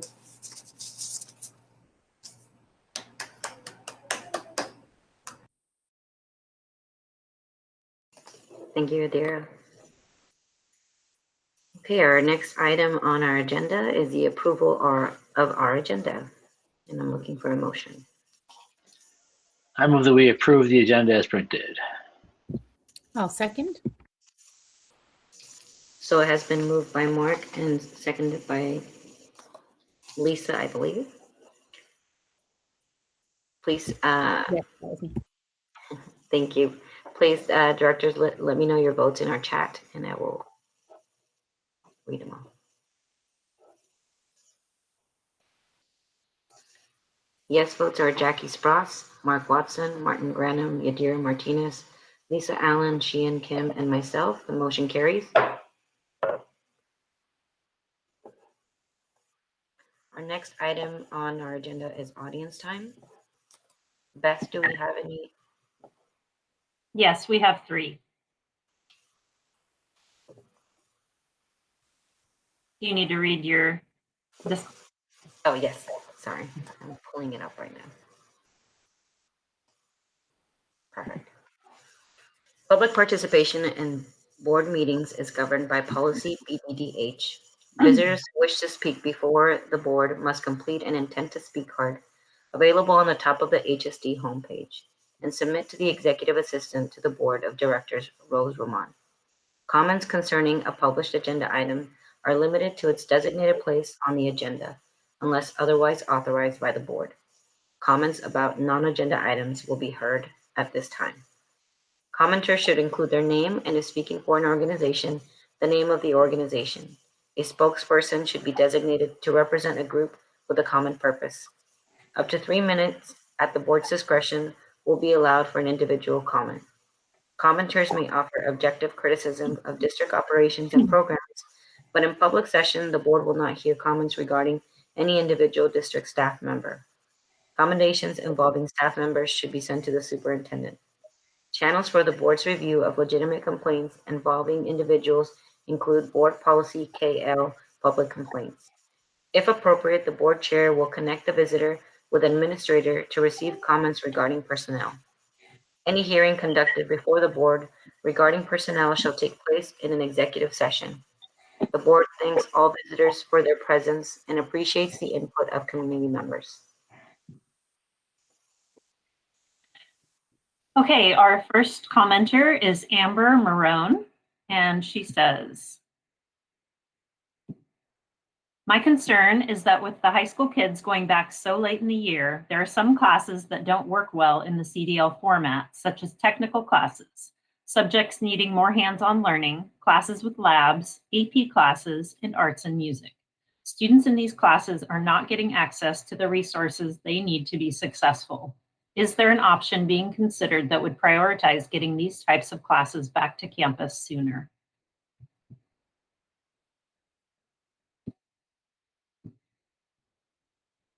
The next comment is from Toon Marquez.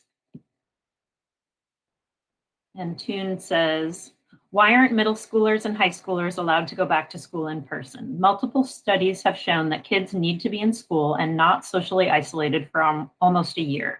I also want to know how many middle school and high school teachers have been vaccinated to ensure the opening of schools. Schools need to be in session now. The district needs to adapt to changes due to the pandemic. This is ridiculous to close schools down forever. My children are home alone, trying to stay motivated as I am an essential employee working from day one of this pandemic. Zero standards and accountability from the school district. And the third commenter, one second here, is from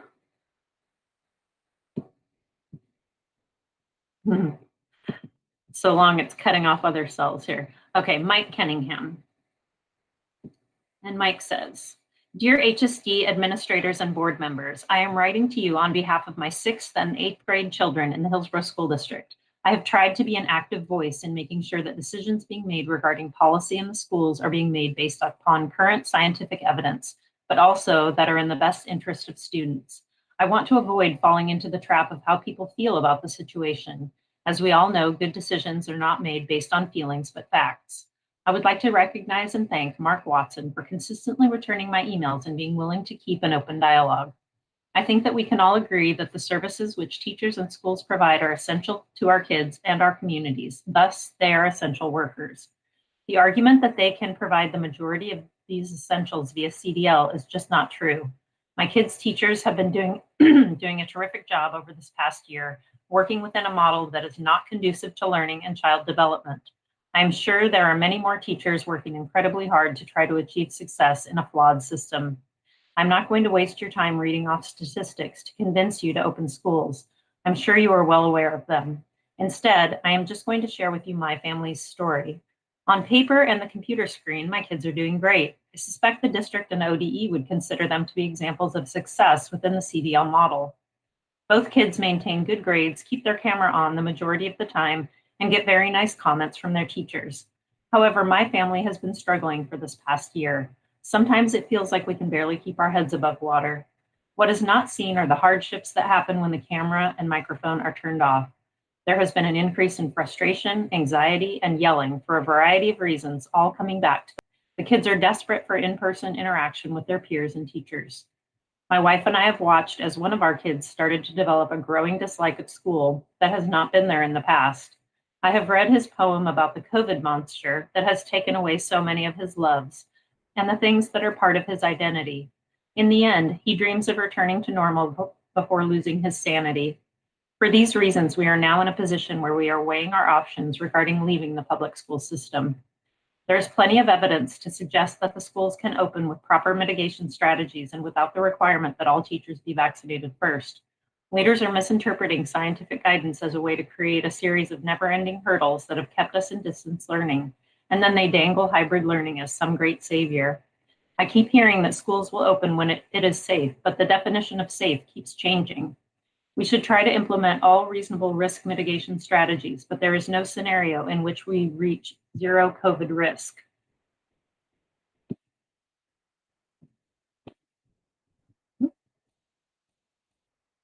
Hold on. Tonight, I am asking you to keep these students' stories in the forefront of your mind when making your decisions. They might appear like they are doing fine, but there is the strong possibility that you are not seeing the whole story.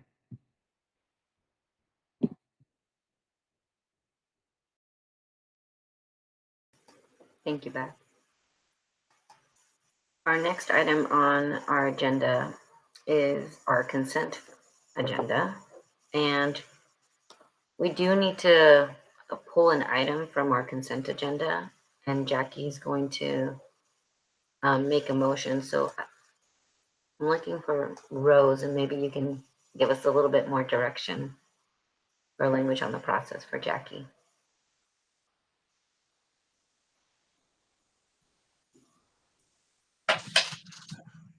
I think that Jackie will just make a motion to remove that item from the consent agenda. Okay. I move that we pull policy IKSB graduation exercises off the consent agenda. And then we'll make a motion to approve the consent agenda as amended. I second the motion to remove the item. Okay. All those in favor? Oh, so sorry. So it has been moved by Jackie and seconded by Mark. Is there any further discussion? If I could just provide a little context here, we had a conversation earlier today, and this policy has to do with making various allowances during graduation ceremonies.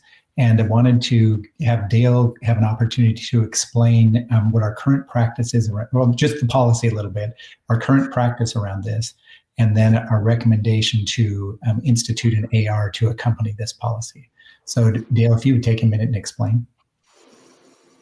Absolutely. So had a conversation earlier today about the addition to this policy. The last line in this addition to the policy adds on, graduating students will be allowed to wear items of cultural significance in accordance with consistently enforced rules established by the principal or designee. That's new policy language that has been proposed. The policy itself basically talks about what parameters must be met in order for a student to participate in graduation exercises. And this addition further elaborates how a student might be recognized or celebrate their culture in such a celebration. So historically, we have had conversations across our district about the communication that we're sharing, how to keep our celebrations with a certain level of decorum and definitely a formal process, but also recognize those differences in celebrating culture in the process of that. We've received guidance over the years from Oregon Department of Education, including just the most recent recommendations that we received in January of 2020, specifically referencing cultural significant items of students such as eagle feathers and beaded caps, etc., that would be appropriate. And so I think throughout our district, the principals have conversations with students about these things, and we have a very culturally diverse community. And so in situations that I'm aware of and in conversations with principals today, they all have explained that they have conversations, and of course they welcome those.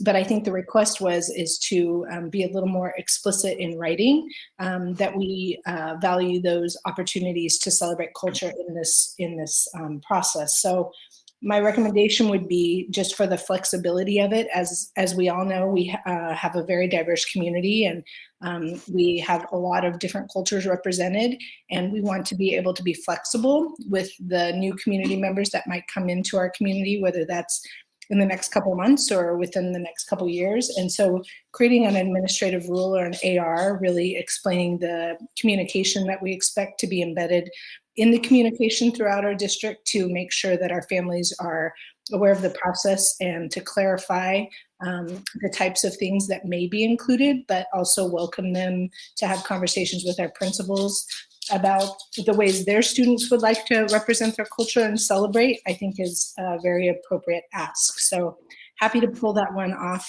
for the month while we bring an AR to propose to accompanying it in the next board meeting. Yeah, that was my reason. I just want to make sure that what we're doing in celebrating different cultures is consistent. Because I know that right now there are differences in what some schools allow at graduation and others don't. And so I just really want to make sure we're consistent with that and encourage that. So thank you very much. Is there any further discussion on the current motion on the table? Mark? I think Martin raised his hand before I did, using the little raise hand feature instead of the question there mark. you go. What do you prefer, the raised hand or the question mark? Either I'll catch it. So Okay. Go ahead, Martin.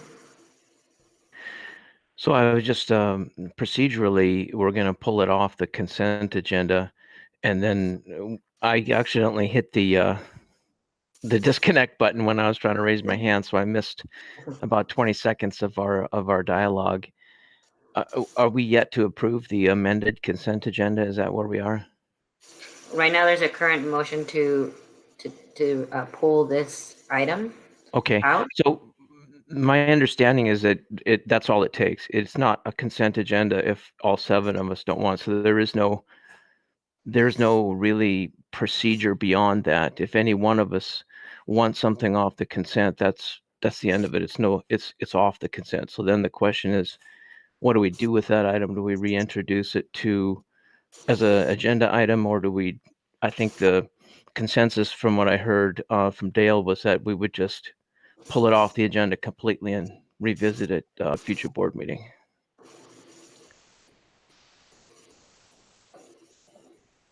I'm reading the comments right now.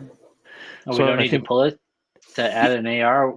We can leave the language as is, or do we expect the language in the policy to change? Well, I think at this point, from a board process standpoint, we amend the consent agenda to reflect that not being on it. And then we've agreed that, I don't know procedurally how we formalize the decision to not address it at all in the meeting. Because I think the proper step would be what Lisa's saying, to withdraw the motion. If we're all okay with the policy and we can approve the consent agenda, and the AR when it comes back doesn't need to be added. So I think the easiest thing would be for Jackie to withdraw. Sorry, I didn't mean to cause a whole hoopla. I withdraw my motion to pull policy IKFB graduation exercises off the consent agenda. I withdraw it. Take it away. Thank you. Thank you, everyone. Okay, so now I am looking for a motion. Well, I still had I'll there you lower go. my hand, but yeah, just a little heads up in case you're not following along the state legislature as closely as I am. There is a House Bill 2052. I will put it in the chat in case anybody's curious. Brought forward by Governor Brown and has already had a hearing in the House Committee on Education that says it requires school districts to allow students to wear Native American items of cultural significance at public school events, including high school graduation. So just be aware that this issue is also making its way through the state legislature. Thank you, everyone.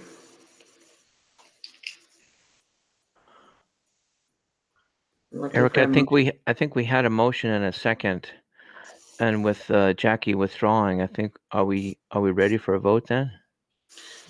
I think we need to remove. We need to make a new motion. We only had a motion for the removal, so we need to start with a new motion. I move to approve the consent agenda as printed. Second. So it has been moved by Martin and seconded by Jackie. Is there any further discussion? Seeing none, please signify your vote in our chat, and I will read it out. Our yes votes are Yadira Martinez, Lisa Allen, Mark Watson, Sheehan Kim, Jackie Spross, Martin Granum, and myself. The motion carries. Our next item on our agenda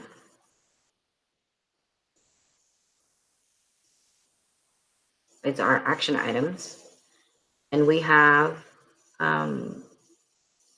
adopt resolution approving Northwest Regional Education Service District Local Service Plan for 2021-2022 with Mike.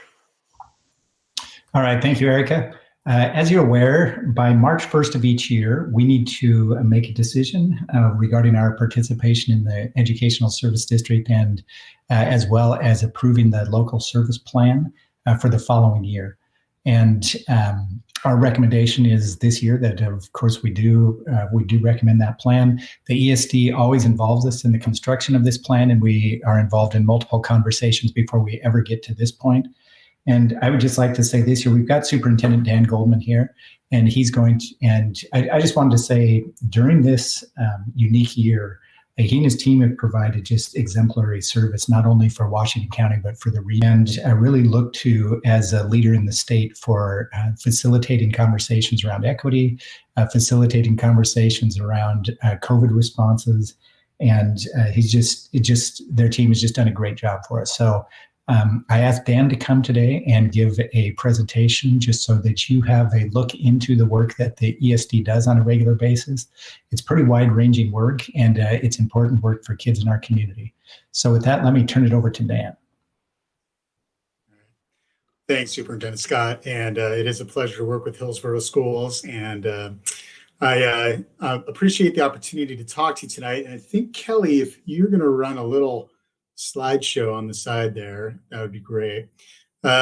Last year at this time, so this is my second year with the ESD, and last year was my first, and last year at this time we brought the service plan forward, and there were questions from the board around our commitments and what we were all about. And I thought it was a really good conversation, and it was a good eye opener for me as a new leader in the organization, that we haven't made explicit to our component districts what it is that the ESD does, and our commitment to equity is a central feature of what we do and what we do every day. And so I really appreciate Superintendent Scott asked me to come back, and Board Chair Lopez for having me. So I really appreciate it. All right, so next slide, please. So Superintendent Scott just lined this out for you, so I'm not going to repeat slides. We've got a legal duty under ORS 334175 to approve the local service plan each year. And so importantly, Hillsboro School District, because you have so many students, is a critical partner for us to get our plan done. And we need to make sure that our plan meets your needs. So hopefully we've done that here. Next slide, please. All right, so I apologize in advance for filling your board packet with 107 pages or so of what I hope was good information for you. But this is a little cheat sheet so that you can go right to the places in the strategic plan where I think you'll be most interested. Not the strategic plan, excuse me, the annual report in our LSP. So first, on page 8, you're going to see what we do in terms of our local service plan. And then we have the way that the local service plan works, and I will get into this very briefly, is we have core services, and then we have menu services, or services that a district can just purchase from us. And so hopefully this new annual report, it's a really different look for us. We put a lot of effort into it. It's very explicit about what it is that we do in every program and how you could access those services.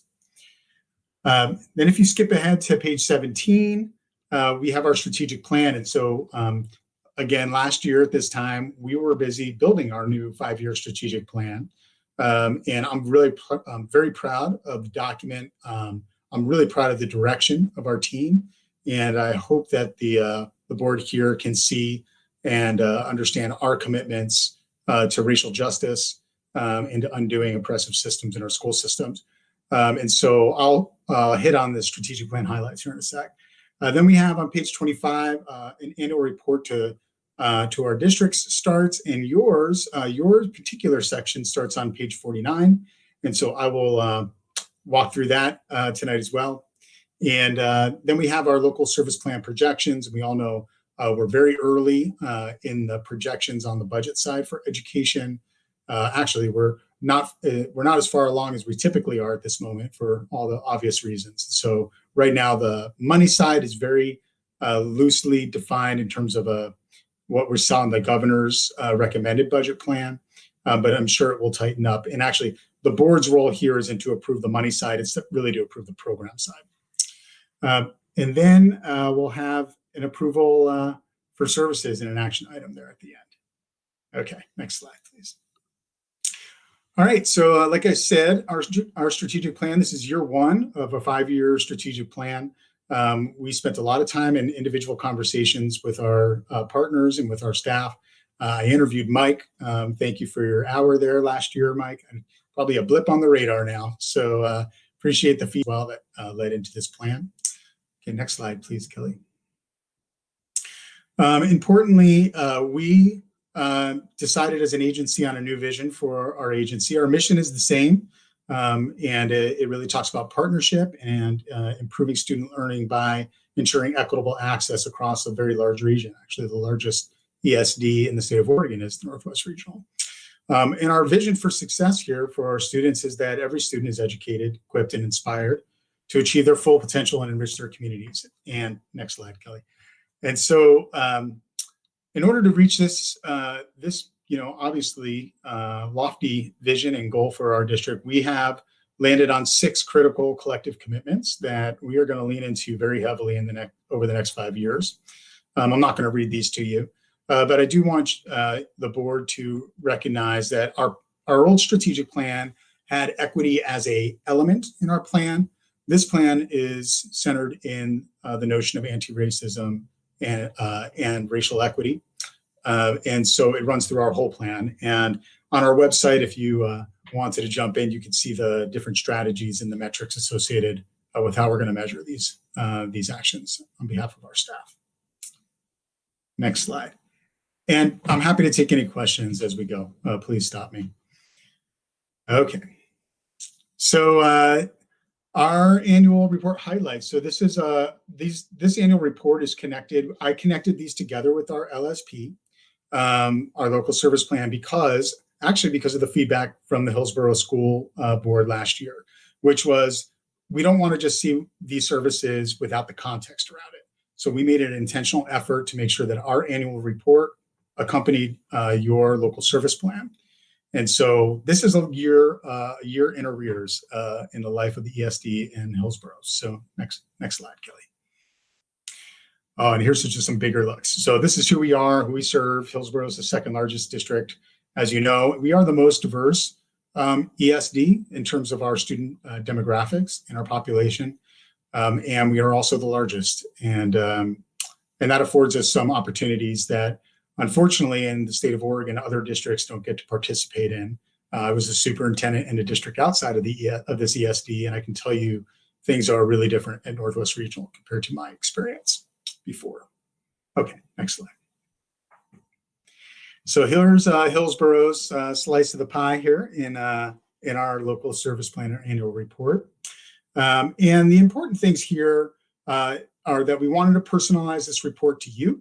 Make sure that you understood where your resources are going, and then you can, along with your administration, make some decisions going forward. As you can see here, the vast majority of the funds that you use with the ESD are in special education. The other areas are smaller, but you do have a very large presence in our professional learning networks, and I'll talk about those specifically here in a moment. But you can see on the right-hand side kind of a little bit of the breakdown. So in instruction, you have our outdoor school programs. We run those for your students and your staff. We have regional innovations, which is a really fancy way of saying we work really hard with our post-secondary partners to ensure that there's a lot of dual credit opportunities that are rich. And so dual credit PLCs and the way that we work with post-secondaries, we facilitate a lot of that work with your staff and so on and so on. So here's a good view for you of what we do with Hillsboro. Okay, next slide. In a little bit more detail. So we have 26 staff members who are FTEs that work directly in the Hillsboro School District. And you can see here on the bottom the kinds of services that are being delivered to students with with disabilities who are experiencing disabilities in your system. Up there on the right, one of the things that I'm really most excited about in our region, in our ESD, is our focus on early learning. And we not only do special education in the birth to 5 sector, but we also have lots of partnerships and growing partnerships with the Hillsboro School District to expand your preschool footprint by using some special education dollars that we get to actually contribute to the functioning of those programs.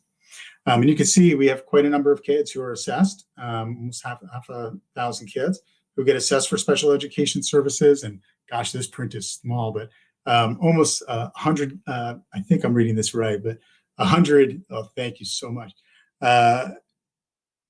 492 babies who were screened, and then we're serving 593 of your future kindergartners in our early childhood special education programs. Okay, next slide, please. Go ahead to the next slide, please. Thanks. And then a little bit more. So one of the things that we are really aggressive about is bringing more resources back to the district for the sake of your participation with us. And so that return on investment in our strategic plan, and it's we set some lofty goals. So we were going to bring in 600 times. We wanted a 600% increase on the money invested in us to bring back resources that are contributing to your program in all of our districts and in Hillsboro. And you can see that $1.2 million of grants have come back through that effort. And that doesn't include some of our large regional grants that we have that go across school districts. So I won't tell you all of them, but I am pretty proud of it. And I do think we make a big difference in your district. So the Meyer Memorial Trust grant that you have for Latino mentorship was a grant that our grant writer wrote with your team. Preschool Promise grants that are over $400,000 in preschool Promise grants. And then regionally, we are participating in 31 staff members in that effort. And then there's a number of other professional learning strands that you're involved in. Our early childhood strand has a district leadership team in it. Our school climate and culture also has about 13 participants from Hillsboro on that as well. And then there's all kinds of information about dual credit, like I mentioned before. So a pretty wide array of services. Next slide, please. Okay, so now the good stuff. Next slide, please. Thank you. So as Superintendent Scott mentioned, we get to work in with our district partners on putting this plan together very, very early in the year. We work on it all the way until this moment when school boards go and take action to approve or not approve this plan. And so we co-develop it, and around November, as everything's all kind of screwy this year, but around November, we as a superintendent group of 20 superintendents approve this plan. We work on it and approve it together. This plan that you're seeing was approved unanimously by all 20 of our districts.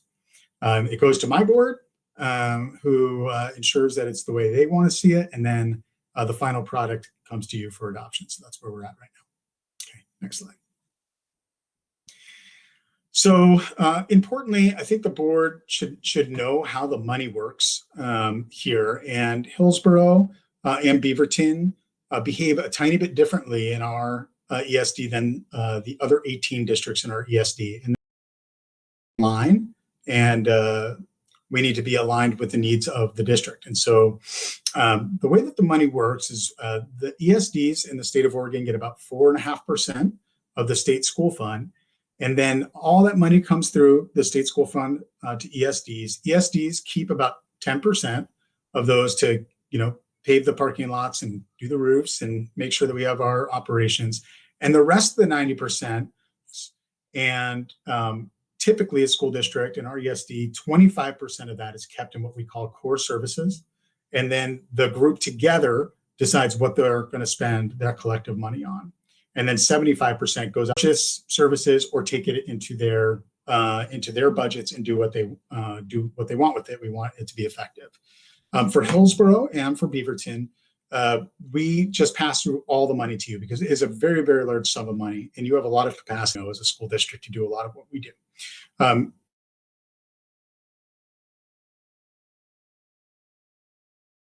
You have a lot of discretion and autonomy in the system, and so when you spend money back with us, it's because you want to. You have, and so I think that is a unique way that we've arranged to run services with Hillsboro. That's not a typical way in the state of Oregon. Okay, next slide. That is really small. I'm not going to even try, and we're not adopting the money. This is in your report. It's on page 94. But you can see here that before the money gets distributed back out to other school districts, Hillsboro and Beaverton get the full core amount subtracted first. And so that's just a way to look at that. And then you can see kind of the big ticket items. So the other 18 districts have identified that these are the things in the core program. You can see them below that they want to ensure occur for all the districts. And you can see there, a lot of our core is our technology program. And so a lot of districts that we have, smaller districts, they don't have the infrastructure that Hillsboro does. Even districts as large as Tiger Tualatin, they use a lot of our services for technology through this core program. But Hillsboro, in many cases, goes it alone. And when you do want to purchase the service back, you do that as well. Okay, next slide. And then there's a long list, and this is for your review only, where you can see this is what we call our service plan menu. And these are the services that the superintendent said they wanted access to as we created this plan. And so this, we then get to pricing these services. And of course, just like you trying to figure out your budgets and what your roll-up costs are going to be and et cetera, that's what's driving this process for us. We just released our first information about pricing to your CFOs, your CFO, the region's CFOs. And now Hillsboro gets to select services that they want to purchase back. And lastly, the next one, I think just go through these slides here. Okay, this one. And then lastly, this year, and then I will wrap it up and take questions as you have them.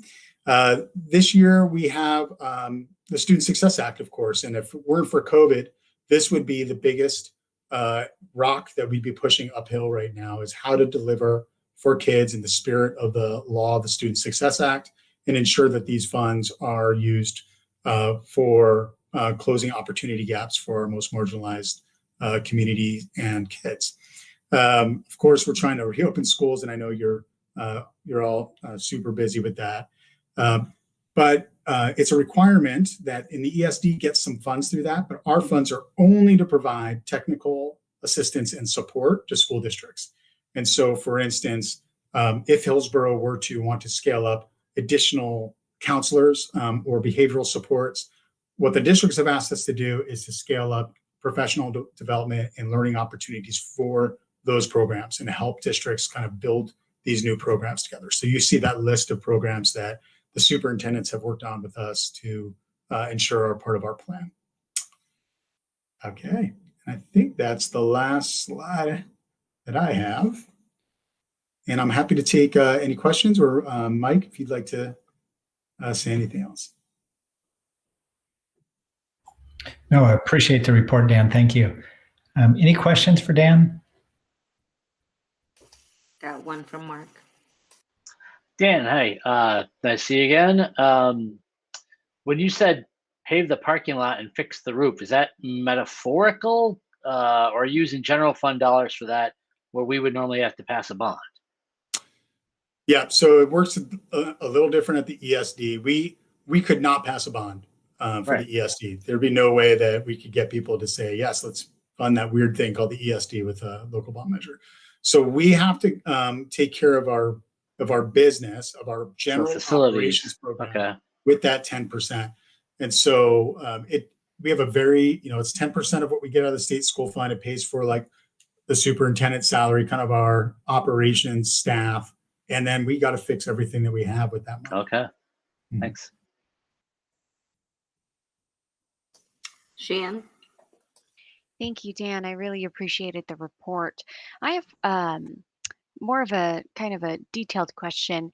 How has COVID impacted your office's ability to conduct early learning assessments and such? I know that I have previously, in a different hat that I wear, I've been a part of some of the assessments that are done in person, and they're very interactive and thorough, and sometimes it requires multiple visits.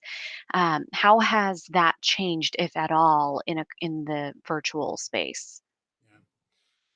Thanks for that. Like everything we do in our education space, we have learned a lot about how to do things differently. Pieces of the assessment we're conducting virtually when we can, but those are a set of staff who are working directly with kids right now and have been for a number of months. And so we've had assessment centers set up in a number of places. Actually, we've in districts, so Hillsboro has set up a center. At least one I know of, and we've been doing some of those assessments there. Yadira, you had a question? Yeah, I wasn't aware that you guys were helping such small children like babies and infants, and I mean, how does that connection get made? Like, how is the ESD connected to the parents and that need an assessment? How does that happen? Yeah, it's a complex community-wide effort, and of course, so I was a special educator before I became school administrator. God bless that decision. But before that occurred, very involved in working with hospitals, with community centers, with our faith-based communities, and then at our ESD. Because of our size and scope, we are also the early learning hub for the other 3 counties that we serve. So not Washington County has the early learning hub in Washington County. We're also the child care resource and referral agency for the other 3 counties. We also run the Northwest Parenting Hub. So we are steeped in connecting these agencies and these various environments together. It's actually our biggest strength is to connect and to find the space between agencies and connect up and create process. It is, I don't want to be Pollyannic about it, is always a challenge to find children who need help before they're connected to a system like a kindergarten classroom or a formal preschool.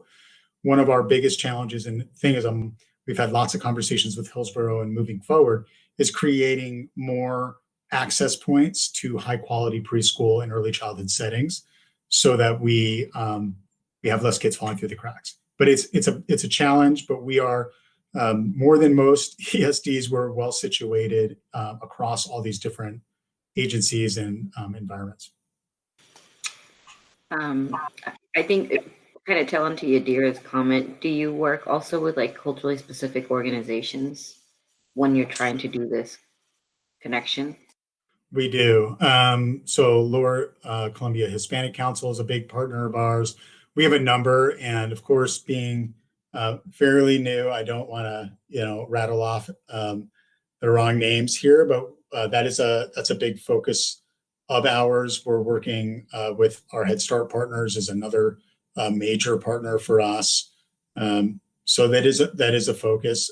We also run the migrant education program for the region, for the smaller school districts and for some of the larger ones too. And that connects us with children and families from immigrant backgrounds and the agencies that encapsulate those programs as well. Thank you, Dan. And Travis, you had a quick comment. Hey, yeah, I just wanted to thank the ESD and Superintendent Goldman. Thank you very much for being the convener during the COVID times. Just a couple of examples really quickly about the CARES dollars that came from the county that you helped get us aligned regionally about how to get dollars to care providers for technology and dollars to families to support childcare. And then more recently, the vaccine coordination, and a shout out to Sarah Pope, who Beth and Alma and I have daily and weekly interactions with, as Sarah has coordinated the vaccine waves so that districts are aligned in the way we communicate with staff and inform our communities about what's going on with the vaccines. That role that you play in convening the region is just always important. And, you know, recently we figured out what assets we have in the community and who the conveners are, and you are that for us. So thank you very much for your support. Appreciate it. It's been a pleasure. And I wish the pandemic was over, but it's been a pleasure. I don't see any other questions. So I also just want to thank you, Dan, for coming on. And I think that last year it created this opportunity really for this education piece that's so important for board members to understand the value, like you said, and the role that our ESDs play in the ecosystem of education here regionally. And I honestly feel like this type of presentation, the document was amazing, easy to read, really great flow. And so kudos to your team that put that together. And I almost feel like this is something thinking about OSBA and how we onboard a new school board members. And this is a great information and education that we should be providing. I think I would connect with you later on that and see how we can provide that information as well. Happy to do it. Thank you. All right, board members, I'm looking for a motion. I move that the Board of Directors adopt the resolution approving the Northwest Regional Education Service District Local Service Plan for 2021-22. Second. Yeah. So it has been moved by Mark and seconded by Jackie. Is there any further discussion? Okay, please let me know your vote in the chat.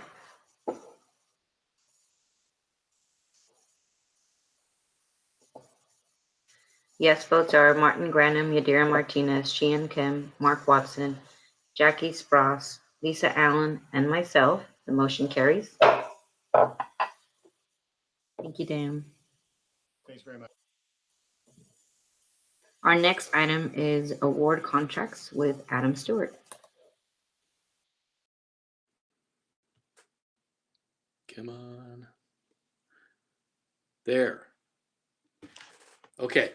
Yes, I warned you I was going to be coming back. I have 2 contracts to award tonight. One for the improvements at Butternut Creek, one for the improvements at North Plains, and then I've also got a list of pre-qualified for you to approve. The biggest project, immediate project for that contractor group will be the new elementary school in South Hillsboro, but we'll also use this pre-qualified list for other site work that we've got coming up over the next couple of years. So happy to answer questions regarding either of the 2 school improvement projects or about the site contractors. Just so you know, Adam, we love it when you come back on here, and it's always a really happy news, especially right now. Those are good things to see. I do get the good stuff, yeah. I don't see any questions for any board members. I just wanted to also just ask Adam, how far or how has our timeline been impacted? How actually on the construction side of things, the fact that we have nobody in schools has allowed us to at least keep up with our construction schedule, and in some cases kind of get ahead of the game. For instance, at Lad Acres Elementary School, where we had a really big push to get everything done this upcoming summer, we've been able to get the contractor in there starting in November. And we were able to get a lot of the early work done so that when they do come back in June, they're really ready to hit the ground running, and I feel much better about those schedules. So from the construction side of things, again, having people out of the buildings is kind of a good thing. So from a schedule standpoint. Thank you, Adam. Mm-hmm. Okay. Looking for a couple motions. Madam Chair, everybody knows how I love to champion Butternut Creek, so it's my privilege to move that the Board of Directors award the contract for Butternut Creek Elementary School Improvement Project to Par Tech Construction for the base bid amount of $2,947,100. Alternate number 1 amount of $32,590. I say again, $32,590. And alternate 2 amount of $73,350 for a total of $3,053,040.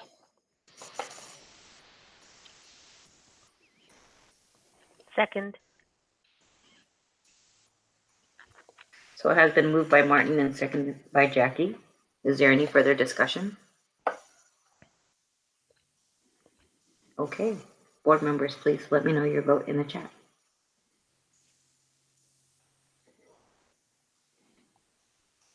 Okay, the yes votes are Martin Granum, Yadira Martinez, Mark Watson, Jackie Spross, Sheehan Kim, Lisa Allen, and myself. The motion carries.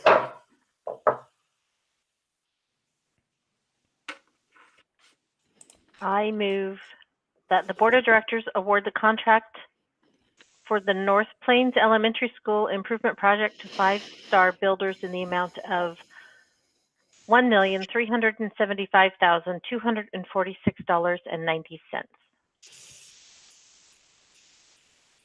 Second. It has been moved by Jackie and seconded by Martin. Is there any discussion? All those in favor or signify your vote on the chat.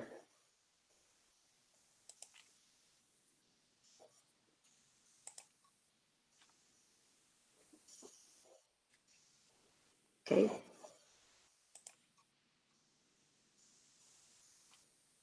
Yes votes are Martin Granum, Jackie Spross, Yadira Martinez, Sheehan Kim, Lisa Allen, Mark Watson, and myself.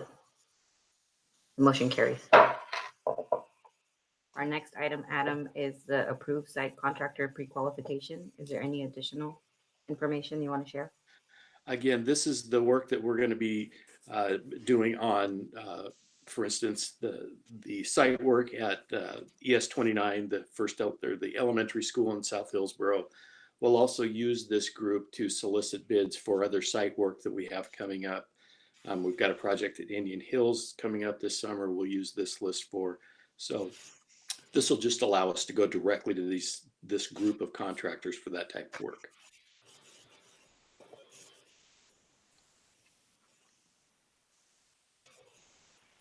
I move that the Board of Directors approve the pre-qualified site contractor list to include Kaufman Excavation, Moore Excavation, Inc., Emery and Sons Construction Group, Keel Excavate, is that right? Yes. Keel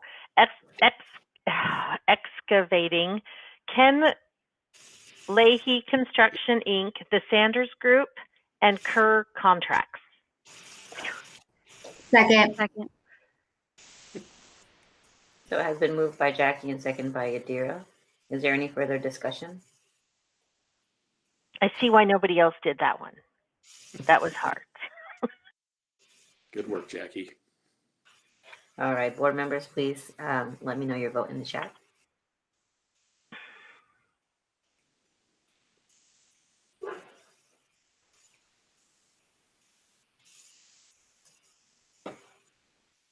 I'm missing your vote, Jackie.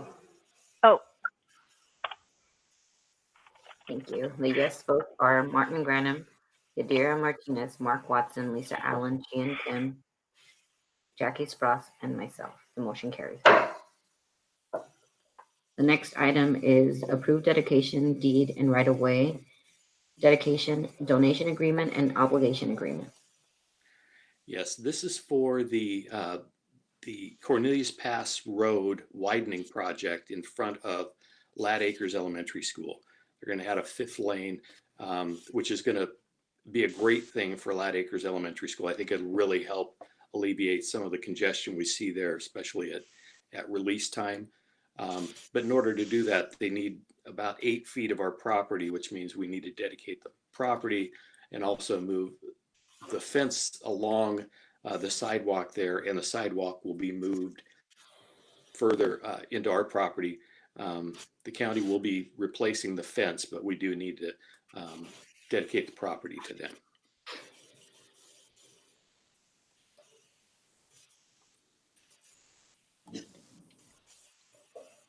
Yeah, Mark? It mentions Johnson in there, but it's just the fence on Corn Pass. It's not that fence that goes down Johnson, right?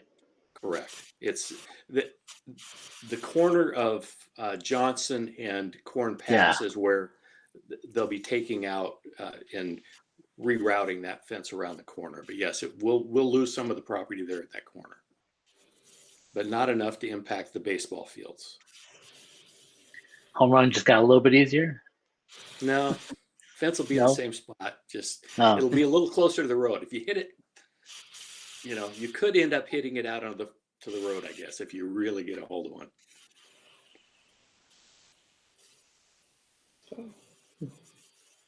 I move that the Board of Directors approve the dedication deed donation agreement and obligation agreement between Washington County and the Hillsboro School District for the Lad Acres, Southeast Johnson Street, and Southeast Cornelius Pass Road Improvement Project.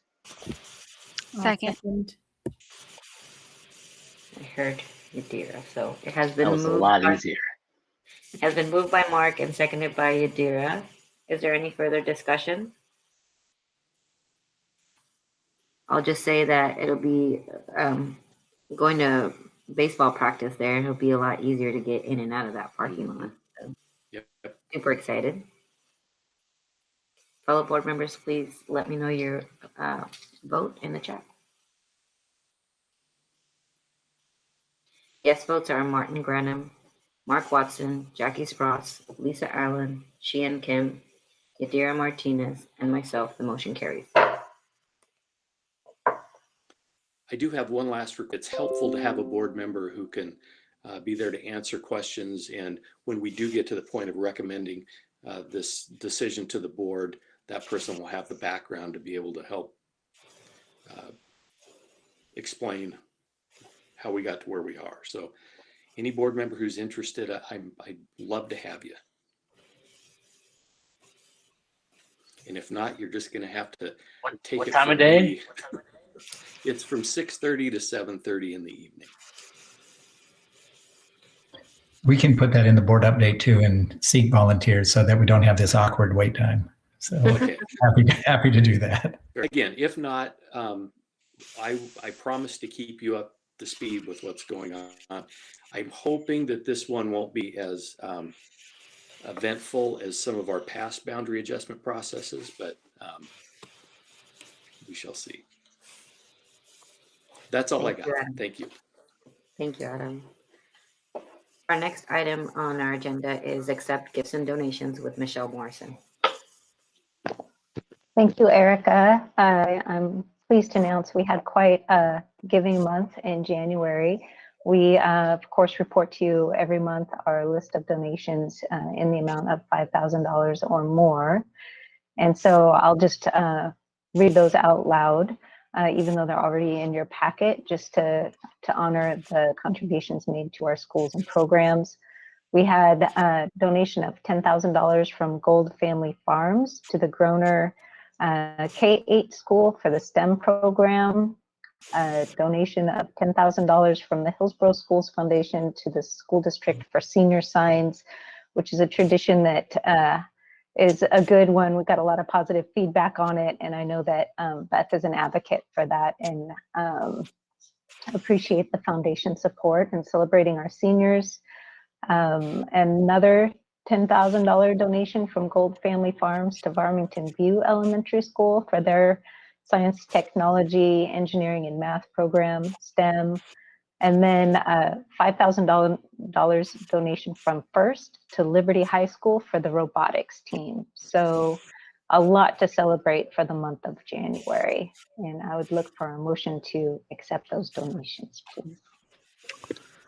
Madam Chair, I move that the Board of Directors accept the donation of $10,000 from Gold Family Farms Incorporated to the Groner K-8 for the STEM program, $10,000 from the Hillsboro Schools Foundation to the Hillsboro School District for senior signs marketing, $10,000 from Gold Family Farms Incorporated to Farmington View Elementary School for the STEM program, and $5,000 from First to Liberty High School for a robotics team.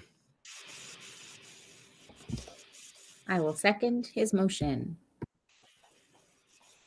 So it has been moved by Martin and seconded by Lisa. Is there any further comments? Just want to say thank you for our community supporting a lot of our clubs and programs. I know our students really, really enjoy them, and also to the foundation for their support. Okay, board members, please let me know your vote in the chat.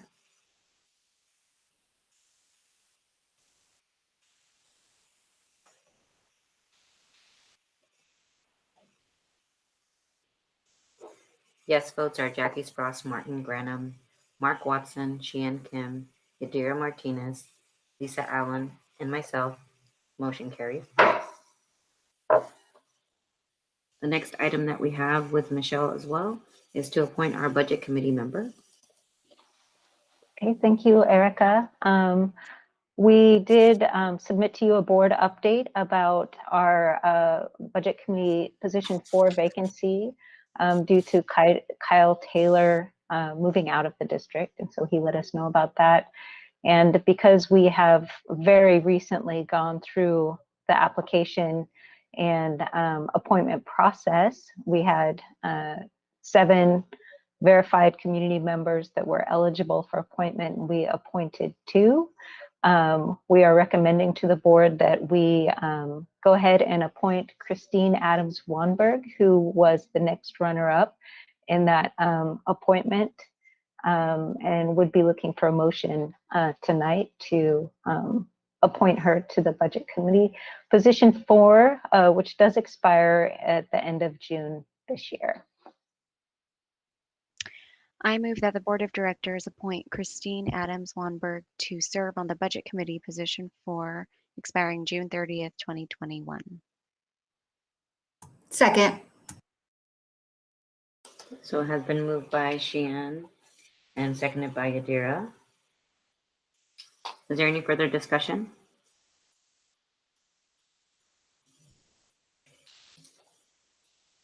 Seeing none, please let me know your vote in our chat. Our yes votes are Martin Granum, Yadira Martinez, Sheehan Kim, Jackie Spross, Mark Watson, Lisa Allen, and myself. The motion carries.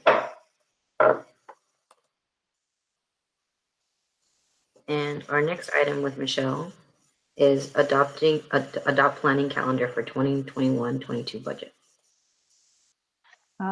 As you can see in your board packet on page 230, we do have our budget development calendar for the 21-22 school year. We are, as you look on the second page of that situation report, you can see that we're already kind of in the middle of our calendar for budget development, and we will be continuing to update the budget committee as we move through the season, with our presentation of the proposed budget on April 27th. Happy to answer any questions about the calendar or process now, or one-to-one if you think of something later.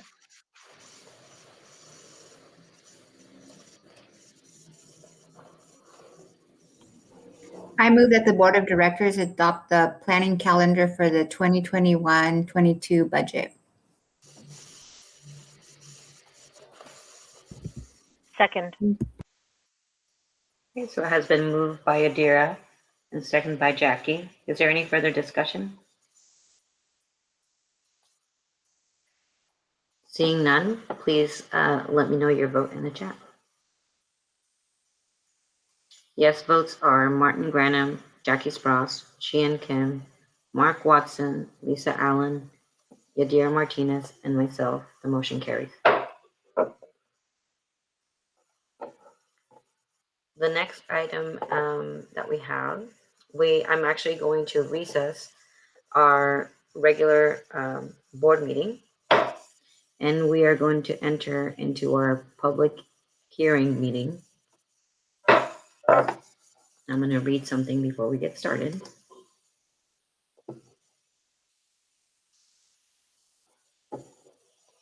So I am convening the meeting of the Local Contract Review Board. This is a public hearing of the Local Contract Review Board to allow comments on the Hillsboro School District authorization to purchase instructional equipment. This is a time for public testimony. The board will have an opportunity for questions and comments after the public hearing is closed. Any patron who wishes to speak should complete a board agenda card located on the top of our website. And I see in our chat that we have received no request to provide public testimony on this item. So I will move to Jordan to talk about our item. Yes, as we've continued to prep for the hybrid learning and interactive live streaming, we've been testing different scenarios in the classroom and all the connections and video correct.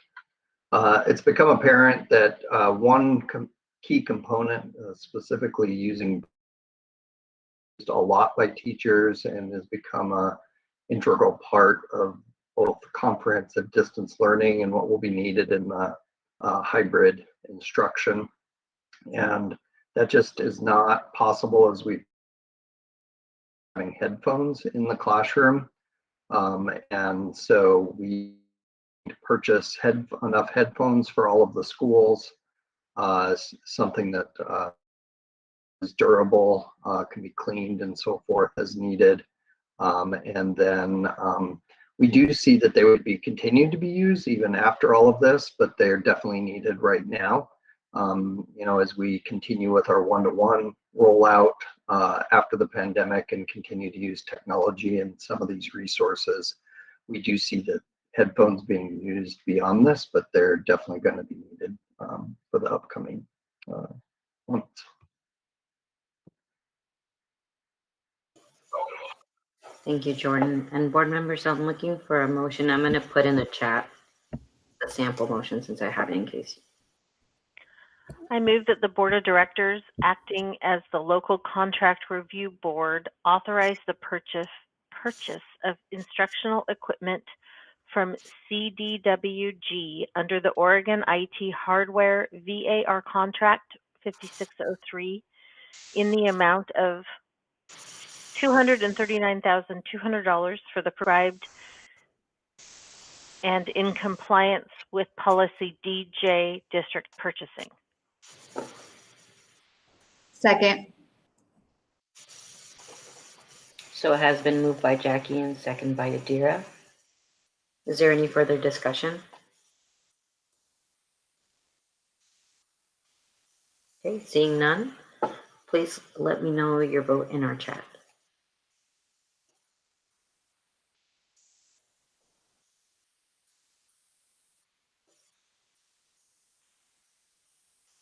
I think Yadira, I think no, Sheehan disconnected. Just clarifying that we can still pass with the people that we have on, Rose.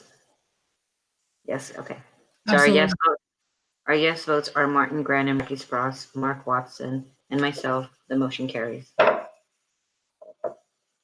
And now I'm going to adjourn our meeting of our Local Contract Review Board and reconvene our board meeting.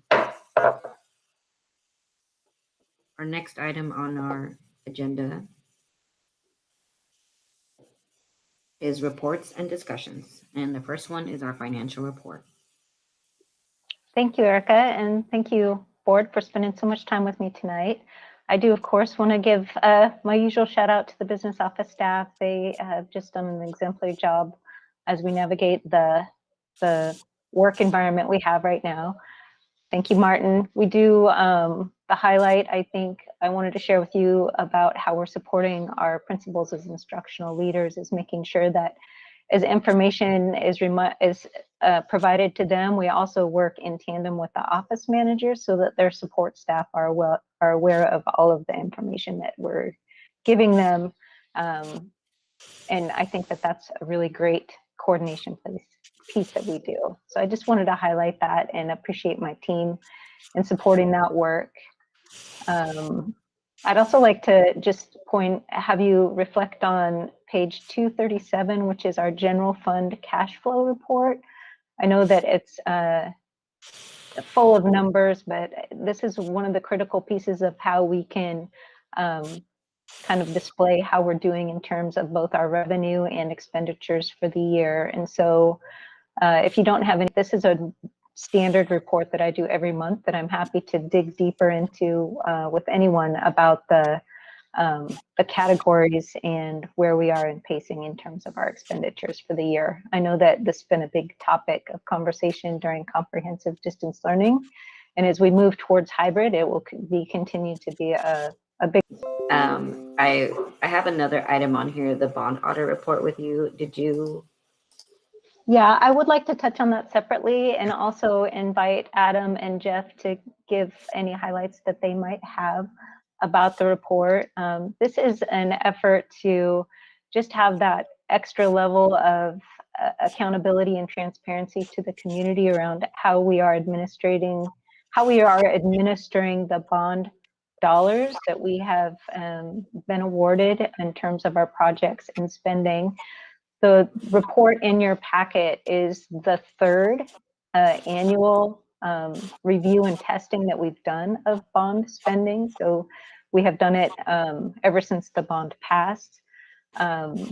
Probably, one of the most important pages, and Martin will appreciate this, is the one where we not only talk about the testing, but the results of the review. And that's on page 254 in the board packet, where it gives the Moss Adams report of independent accountants and their opinion on the testing of all of the work. And also page 255, where it shows that they don't have any recommendations about improvements to controls around the bond spending. And just to give a little bit more context, if you go to the very last page of the report, this year, 1920, almost $200 million in bond funds went through the district. And to have that amount be thoroughly tested by independent auditors on top of our other independent audit review is just really stellar work. And so just want to celebrate Adam and give thanks for his continued role in the district as our capital projects officer, and then also Jeff Jones, who is our point of contact for all things audit and is basically in charge of putting together this report. So do you guys have anything you'd like to add to the process and report? No, it all came about. Basically, we wanted to be able to assure the board and our public that we are doing what we promised we would do with the money that we were given. And really, that's how this all came about. And Moss Adams does this for districts all over the country. And it's just one more level of accountability to assure that our public that we're doing what we're supposed to be doing. And transparency. So I really appreciate us adding this additional step. Martin, you had your hand raised. Thank you, Madam Chair. For those who don't see our board packet, I actually wanted to read the key sentence that Michelle highlighted and then add some commentary too. And I'm reading this as a quote. In our opinion, management's assertion that its bond proceeds were expended for types of projects summarized in bond measure number 34-278 for the period July 1, 2019 through June 30, 2020 is fairly stated in all material respects, unquote. So that's auditor speak for doing exactly what we said to the voters that we would do. And it really speaks to the deliberateness and the integrity behind the district at every step of the way with this bond. We asked for $408 million, and there's just a whole lot more to it than the auditor's report. There's interestingly enough, earlier in this board meeting, and the consent agenda was the summary of the staff. And if you look in there, it actually shows you who, in terms of FTE, is paid for out of bond proceeds. It's very lean. The district is very lean in terms of staffing against the bond. We get a lot of bond execution for a very lean staff. We have the Citizens Bond Oversight Committee. We had a bond committee that actually scoped out the bond prior to the ask of the voters, and then we had the Bond Oversight Committee, and those citizens have served us now for several years, and they're also listed in this board packet and should be commended. But really, fundamentally, it's the district's approach. It's Superintendent Scott and the team approach that he's put together that just really creates transparency. You can go to every school website, you can go to the district web, click, you see pictures, you see updates. It's truly remarkable. At the building level, you can see what we plan to do, what we've done, and how things are going. It's truly remarkable. So I just wanted to take this moment really to assure all the listeners on this call of the tremendous integrity that this district has brought to us to have to be flexible and a lot of things changing, but the stability and the progress of our construction and all of our projects is really something to highlight and really be proud and recognize. And I'm extremely happy. And I think one of the things that we will see is we haven't been in the schools, many of our families, and it's going to be amazing when they actually show up and see all the work that has been done. So even though they weren't there, all of these changes and improvements were happening to improve their learning environment. So I'm really proud of our district for all that work. Thank you, Adam, and thank you, Michelle. Two questions. Sorry, I pointed it in there, but you didn't see it. I know that by the time we're finished, every facility will have air conditioning. How close are we to that goal, and do we get to that before the end of the project? We will be before the end of the project. We've got 3 schools this summer to do. Okay. And then I'll have to go back and look, but we're closing. So we're close. Yeah. All right. And we will be done by the end of next summer. We'll have all of them. And a weird question, I know, this is probably oversimplified. We will be done by the end of next summer. We'll have all of them. Fine, but we tend to think of being able to spend bond dollars on things and general fund dollars on people. So the investment we're making in Pixelot equipment to allow our community to participate in sporting events remotely, are we spending bond dollars on that or general fund dollars on that? The equipment is going to be bond dollars. Okay. It's kind of what I was hoping for. Excellent. I'll clarify a little bit of that. There has been a mix of funds. I'll clarify a little bit of that. There has been a mix of funds, some of the engineering costs that were paid for out of tech services and the general fund. And then the actual, what the district is paying for is the implementation of the conduit and some of the network connections for the equipment. And then Pixelot actually supplies giving the equipment part of the agreement, the actual cameras, and the equipment is being provided by. Oh, in exchange for content distribution kind of things. Okay, gotcha. Yadira, were you holding your hand up or just giving me a high five? No, I was messing around. I don't know what happened. Sorry. All right. Well, thank you, Michelle, again, and Adam and Jeff for all your work.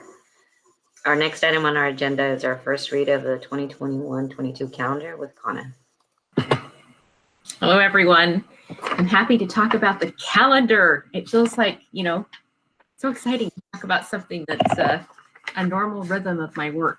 So in front of you on page 274, you can see the calendar that we have drafted for our first reading tonight. And one thing that I wanted to talk about was something that we're bringing forward that we learned this year in response to our families and our students and staff was the stop start that we had in September and the value of those conference times and connections that we had with families and students. So we are going to be bringing that forward into this coming school year on the 7th and 8th after Labor Day. And so those 2 days to support connection with our families and students. And then through informal feedback, we also received information from our families and staff about the value of starting school K-12 on the same day. So we have that on the 9th. That will be our first day of school. And then as you move into October, typically the third before the non-licensed day on usually the second Friday of the month, we have time for work time and staff development. Well, in feedback from our staff and families and students, we determined that we would move our conferences to a little bit later in the fall this year. And so you'll notice that if you move into November, you'll see that the end of the quarter will be, for the first quarter will be on the 10th. We have our ever moving and changing Veterans Day, which we value our veterans, we value that time off as well. And honoring those folks. And then the next day will be our grade prep day for secondary staff and then a work day for elementary. Quarter would start on the 15th of November. And then one of the things that we've been really thinking about is continuity, K-12 in terms of instructional time, in terms of time off. And so when we're thinking about our staff development and work day and staff development for secondary, we move that to the 22nd of November. And then our conferences will be held on the 23rd and 24th into Thanksgiving break. And one of the things that we will likely be bringing forward into this next year is Google Meets and being able to meet with families online if we need to. So we'll be able to accommodate connecting with families in that way through our conference time. And then as we move into December, we'll have 3 weeks of instruction. And then if you go into January, we'll have our normal kind of end of the quarter and semester, and then we'll move into the rest of the year with spring break in that second to last week in March, followed by the third quarter ending on April 7th in April, and Memorial Day. And then our last day with students will be June 16th, and our last day with teachers will be on the 17th of June. And that is our calendar for this upcoming year. And like we always do, we make sure that we have all of the number of days that we need to have for the contract. We also make sure that we have our instructional seat time reserved and that we are looking at the best balanced calendar that we can create. So this is something for you to have for first reading review. And then in March, you will choose to vote to adopt that calendar if you choose to do so at that time. I'm open for questions.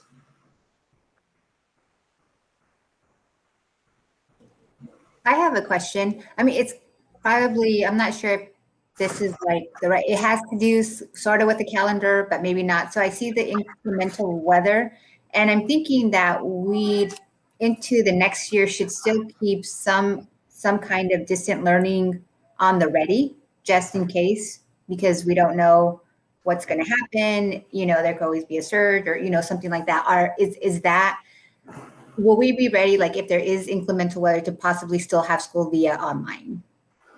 I think that's certainly a possibility, Yadira, and we've adapted to that this year. So that would be something potentially that we'd be bringing forward into next year as well. Okay. For that question. I think Mark had a question as well. Yeah.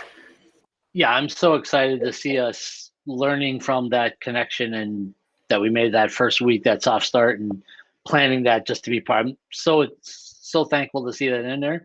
My question around that is, if we are back in person in a normal environment, do we expect those interactions to happen in the classroom? Should a parent choose to be in the classroom, or virtually? If that, so leveraging that, sort of like you said, sometimes conferences happen over Google Meets. So do we expect some of those interactions to be able to happen in the classroom?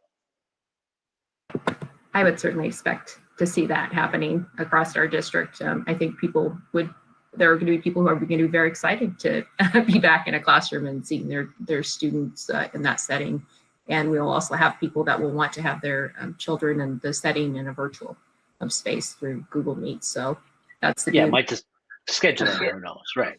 But yeah. so the connection time that we're reserving over those 2 days, very likely much of it will take place in the classroom. Yes. With the alignment, I also like the alignment of the K-12, like you were talking about. Does that eliminate that? Soft start might not be the right word. That freshman high school day where freshmen basically had the school to themselves. Does that end up being a casualty of this arrangement where freshmen don't have the school to themselves all for one day? That is going to look different next year, but we also have opportunities for people to connect in the evening. We have evening events that we hold through our contractual agreement. And so in problem solving and thinking outside the box with our administrators, we've been talking about some different ways that we can address those needs, whether it be kindergarten, our students in 7th and 8th, and our freshmen. Okay, thanks. Thanks for your questions. Any other questions? Thank you. Thank you, Kana. We have a policy first reading. And the first one that I have on here is with you, Kana, as well. Yes, so here is a policy that we're bringing forward. And of course, this has embedding language that we need to legally mandate or try to look at things through collective bargaining agreements and reflect our current district practices. So we are deleting JHFE, the report of suspected abuse of child abuse, and then we're actually adopting the version 2 of suspected abuse of a child. And you can see there in this, there are slight changes in terms of things that who they'll be submitted to. On page 277 at the top, it indicates that if there is a report against the superintendent, it comes through the human resources officer. And then it just indicates the Senate Bill 155 and at the bottom as a note to designate a licensed administrator or an alternate licensed administrator for alleged abuse in each building to be reported. And then if you go to 278, the difference is just adding components of language around a contractor, employee, or agent will not assist another district employer if they know information that's reasonable or probable cause for the district employee, contractor, or agent has engaged in abuse. And then it has the ORS indication there. And then the last change is listed in the second to last paragraph, where it says that texting or electronic communication with students through contact information gained by the contractor, agent, or volunteer for the district is prohibited. So the updated languages for that review. Questions?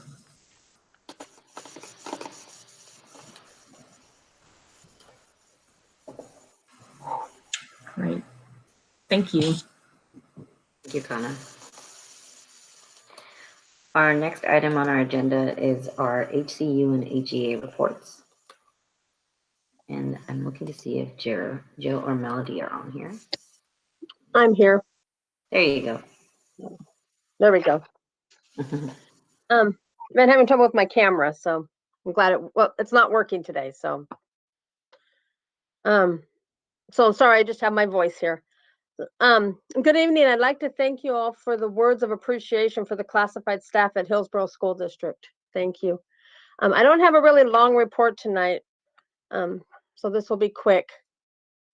It looks like things are beginning to turn around with the COVID. I do hope it continues on that path after spring break with the numbers going down.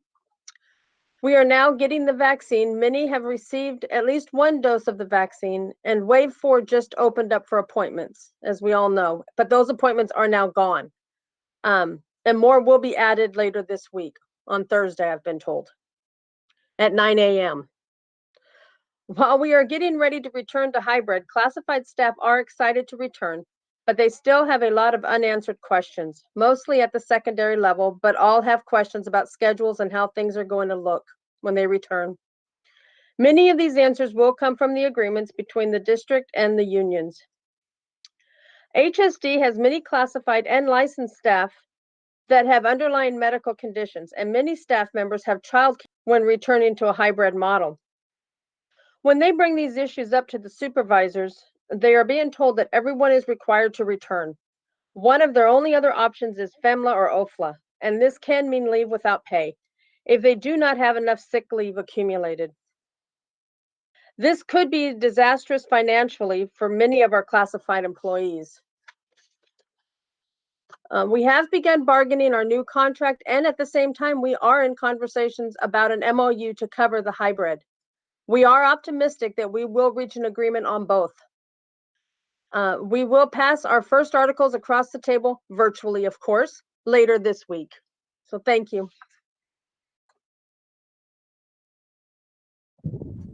Thank you, Melody.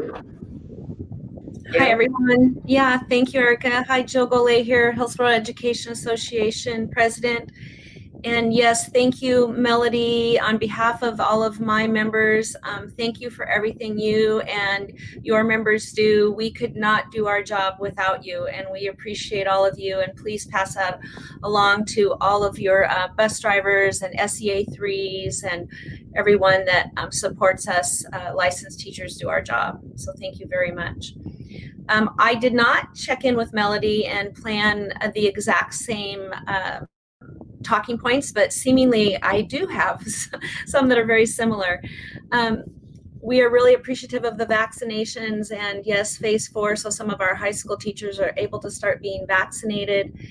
The weather did cause a little bit of a bump in the road when it came to some of our phase 1 teachers needing to be vaccinated during that time.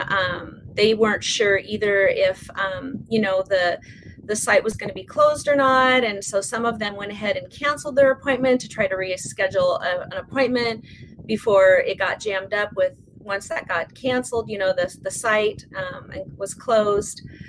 So I know for some second grade teachers got their first shot today, unfortunately. So, but I believe that they'll still be able to be completely vaccinated before the March 29th date. A lot of educators are being vaccinated. Of course, I don't know who isn't and who is, but I know that they're very thankful and most of them are.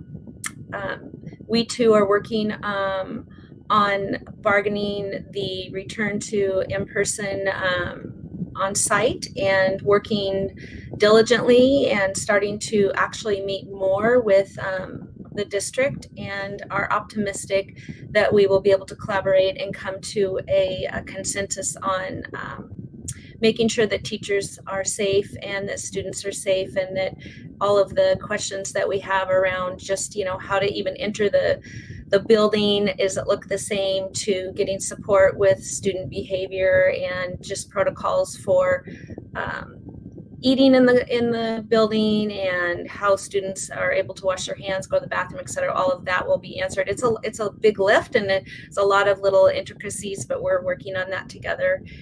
We are very appreciative of the way our Wednesdays look currently, K through 12.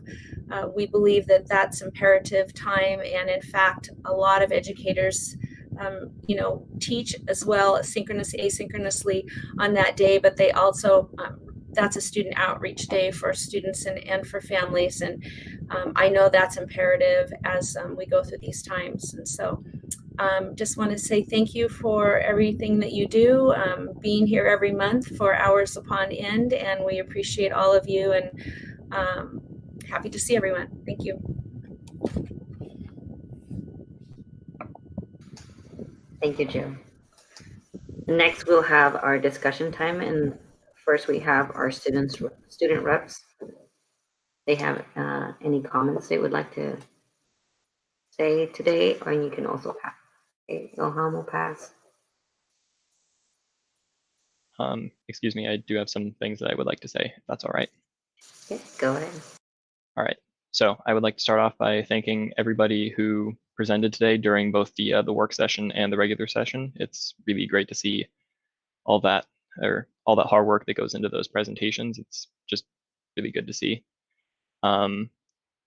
As far as the stuff that was mentioned from public comment, I really appreciate hearing a lot of the things that parents had to say. As a high school student, reopening is definitely one of the major things on my mind, and one of the things that I would definitely just like to advocate for people, or for people making decisions to keep in mind, is that this is well, as a high school student, this is from the things that I've seen personally in the digital classroom and the things that I've heard from other students when I can, it's an issue that's very I would consider to be very important, and the longer that we stay in distance learning, the longer it's going to take for us to have to catch up ultimately. I get that this isn't an ideal situation and that there's a lot of things that go into us returning back to school, because that's hopefully going to happen this year at some point. But I feel like it's much more urgent, I feel like, from the things that I've heard from other students and the things that I've seen.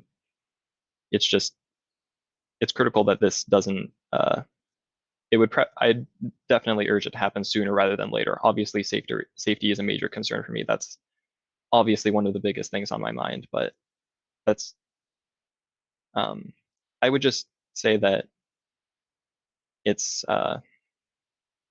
definitely it's a very urgent problem for me. That's all I really have to say. Thank you so much, everybody. Thank you, Devlin, and we certainly appreciate you using this platform, and that's why you're here as our student representative, to elevate the voices of your experience as well. Our next discussion time is superintendent's time. All right, thanks, Erica.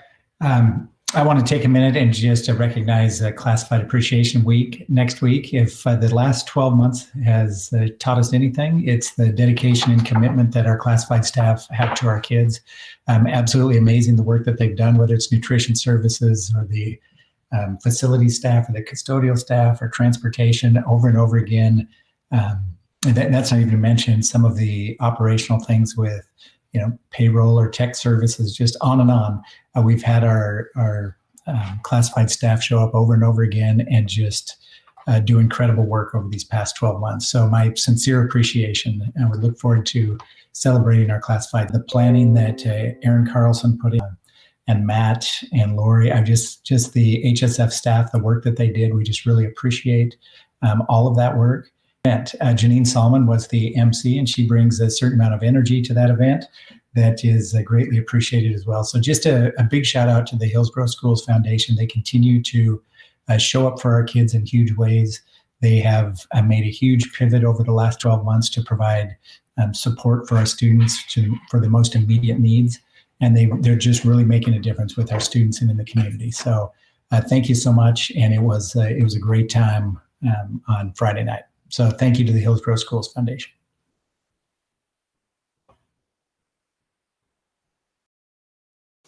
Thank you, Mike.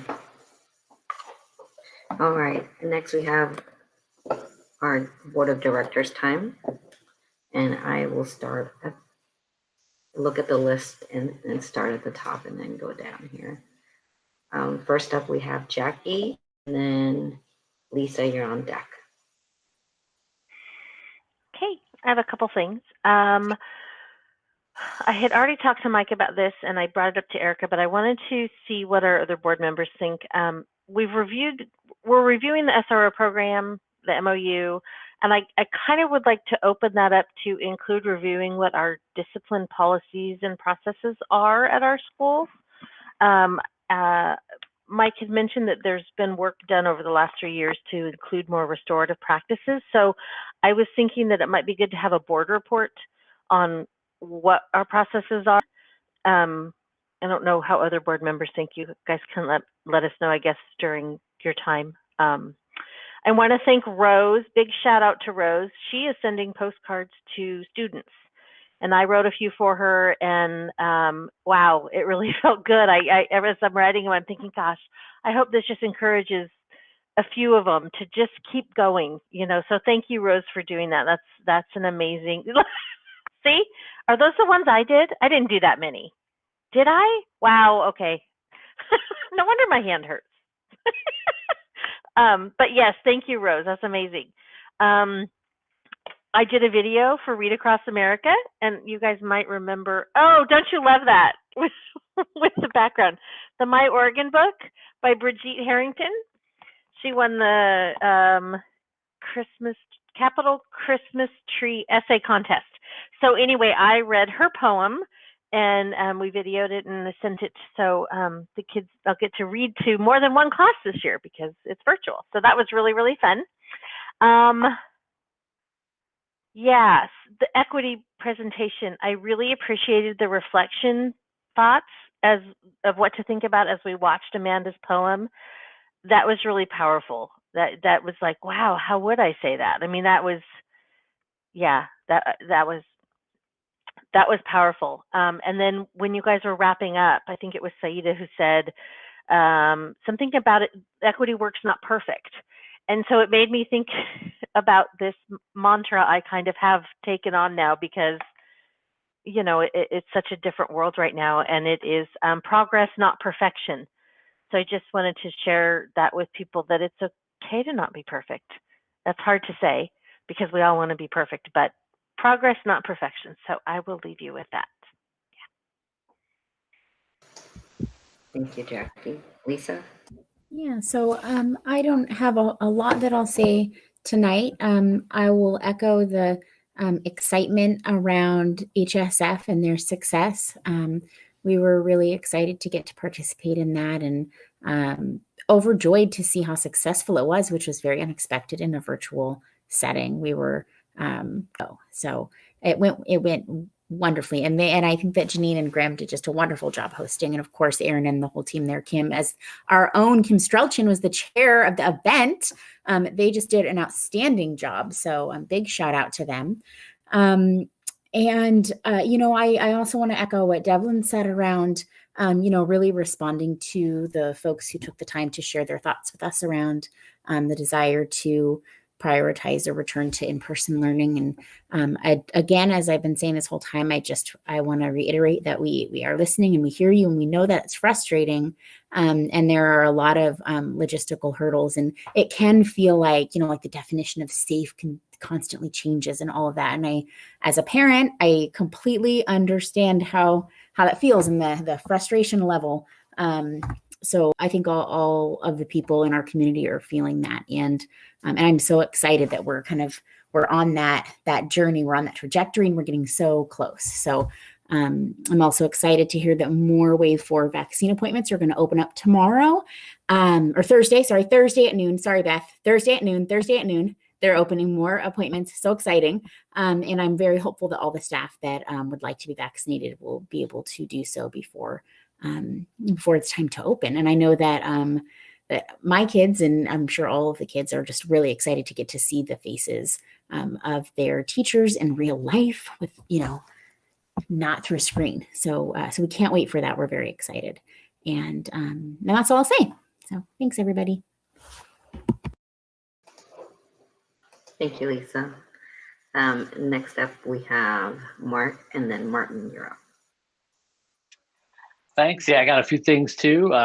Just echo what everybody said about the HSF auction. It was so fun. I missed seeing everybody in person. Don't get me wrong, but so fun to participate online. And as Lisa mentioned, the great work of Graham, and Mike mentioned Janine, former school board member. It was great to see them. And we even brought the hardened veteran, Graham, the auctioneer, who does dozens of events all over the country in a normal year, to tears a little bit at the end. So that was pretty impressive, I thought.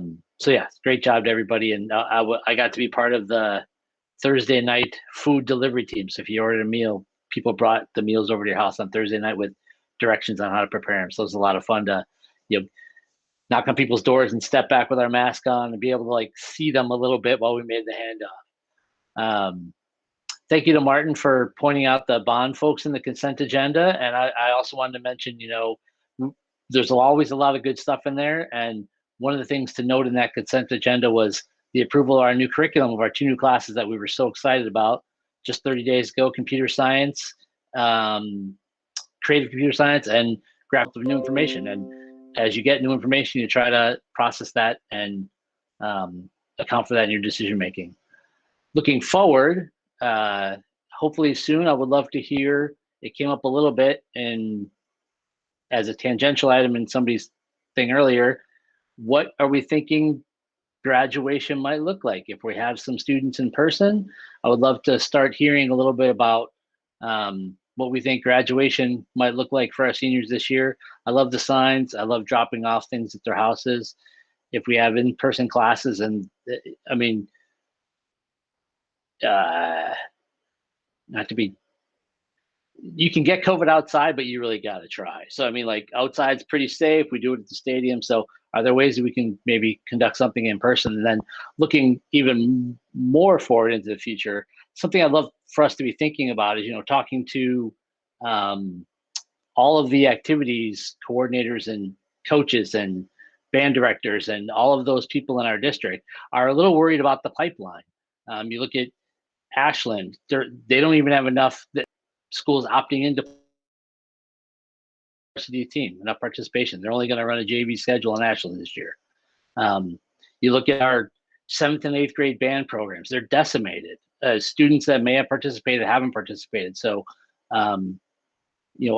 filling a football team, filling a basketball team, filling a band, filling the drama club. I mean, making sure we can have a play at Glencoe again. One of the last things I feel like I did in person was go to a play at Glencoe. So, figuring out how to refill those pipelines, I think is going to be critical. We all know students who participate in activities have a much higher rate of graduation. So figuring out a way to refill those pipelines is something we should be focused on. Thanks. Madam Chair, I'll just, in my term, Mark mentioned some of the committees, and he hailed the curriculum update, and that also came through a community committee, our Community Curriculum Advisory Committee, CCAC. And I just highlight the fact that there's many, many, many hundreds or thousands of ways to volunteer and serve the schools and the district, and I encourage everybody to get involved. It's been a pleasure for me to serve as a director, but I do want to state for the record that my time serving the students, the staff, the district, and the community as a volunteer director will be concluding this June. It's been a privilege, a joy, and it all started at the Butternut Creek Parent Teachers Club back in 2006. Thank you, Madam Chair. Thank you, Martin. Next up, we have Sheehan, and then Yadira. You're on deck. Thank you. Well, Martin, you will certainly be missed. I know that I've learned an incredible amount with your zealous advocacy for our students, and I know you'll continue to advocate for our students in our district. So you will be missed. But I hope everyone warm during the winter storm. I know that Hillsboro wasn't hit quite as hard as some other places in our state, but hopefully everyone, was able to stay nice and warm. I am optimistic seeing, the COVID trend. I hope that we are. I'm glad to see that we are on track to follow our plan and return to in-person learning. I hope that will continue to happen. I am also, Jackie, to your point earlier, I am also interested in looking at the discipline procedures and the data. I'd be, very interested to look at that. And then other than that, really the only thing I have is really thanking our classified staff who are often our unsung heroes in the work that goes around in keeping our schools open. and offering a variety of services. So thank you so much to our classified staff. And that is all for me tonight. Thank you.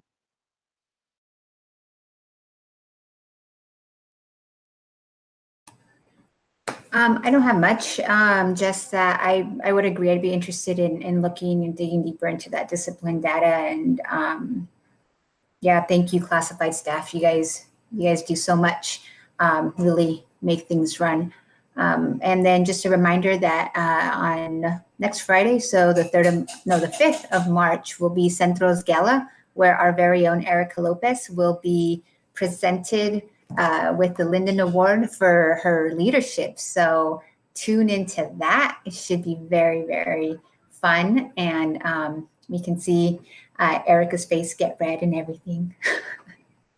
But she's a pro at speaking, so she got this. But that's. Thanks, Yadira. Well, I'll have you know that I pre-recorded my video for that, so I've been working at that. So there is a blooper tape out there. I don't know if I'll share that maybe sometime. But thank you. I'm really actually honored to receive that award. It is very near and dear organization, and so I'm excited and be happy to see you there and share in that space and joy with all the work that we've done together. I agree with Jackie on the discipline and looking at that process. I would also like just to support that. I was also wanting to just put out there maybe for Jordan and Mike to provide more information. I know we're doing the video streaming and all that for a lot of our like sports activities, but as Mark mentioned, like thinking about like drama and auditorium and spaces where we have performances that aren't just sports, but that we can have families be able to see their kids. So I am also thankful that everybody stayed safe during our cold, showing that we had here in Hillsboro. I actually have 3 snowballs that my daughter is saving in the freezer. I don't know for what, but they're just taking up a giant space in there. And I also just wanted to say that I'm super thankful for Martin and your service and all of your support in being my accomplice for this last year in transforming our district and doing all of the things that we were so excited to do when we decided to run 4 years ago. So I'm super happy that I was able to serve in this position and have you be my vice chair. So thank you so much for all of your work and your service. And I know that you're going to still be here and we're still going to see you. So I'm excited for you to continue your involvement in our community in a different capacity, but just as effective and just as zealous as. So thank you so much. And with that, I adjourn our board meeting.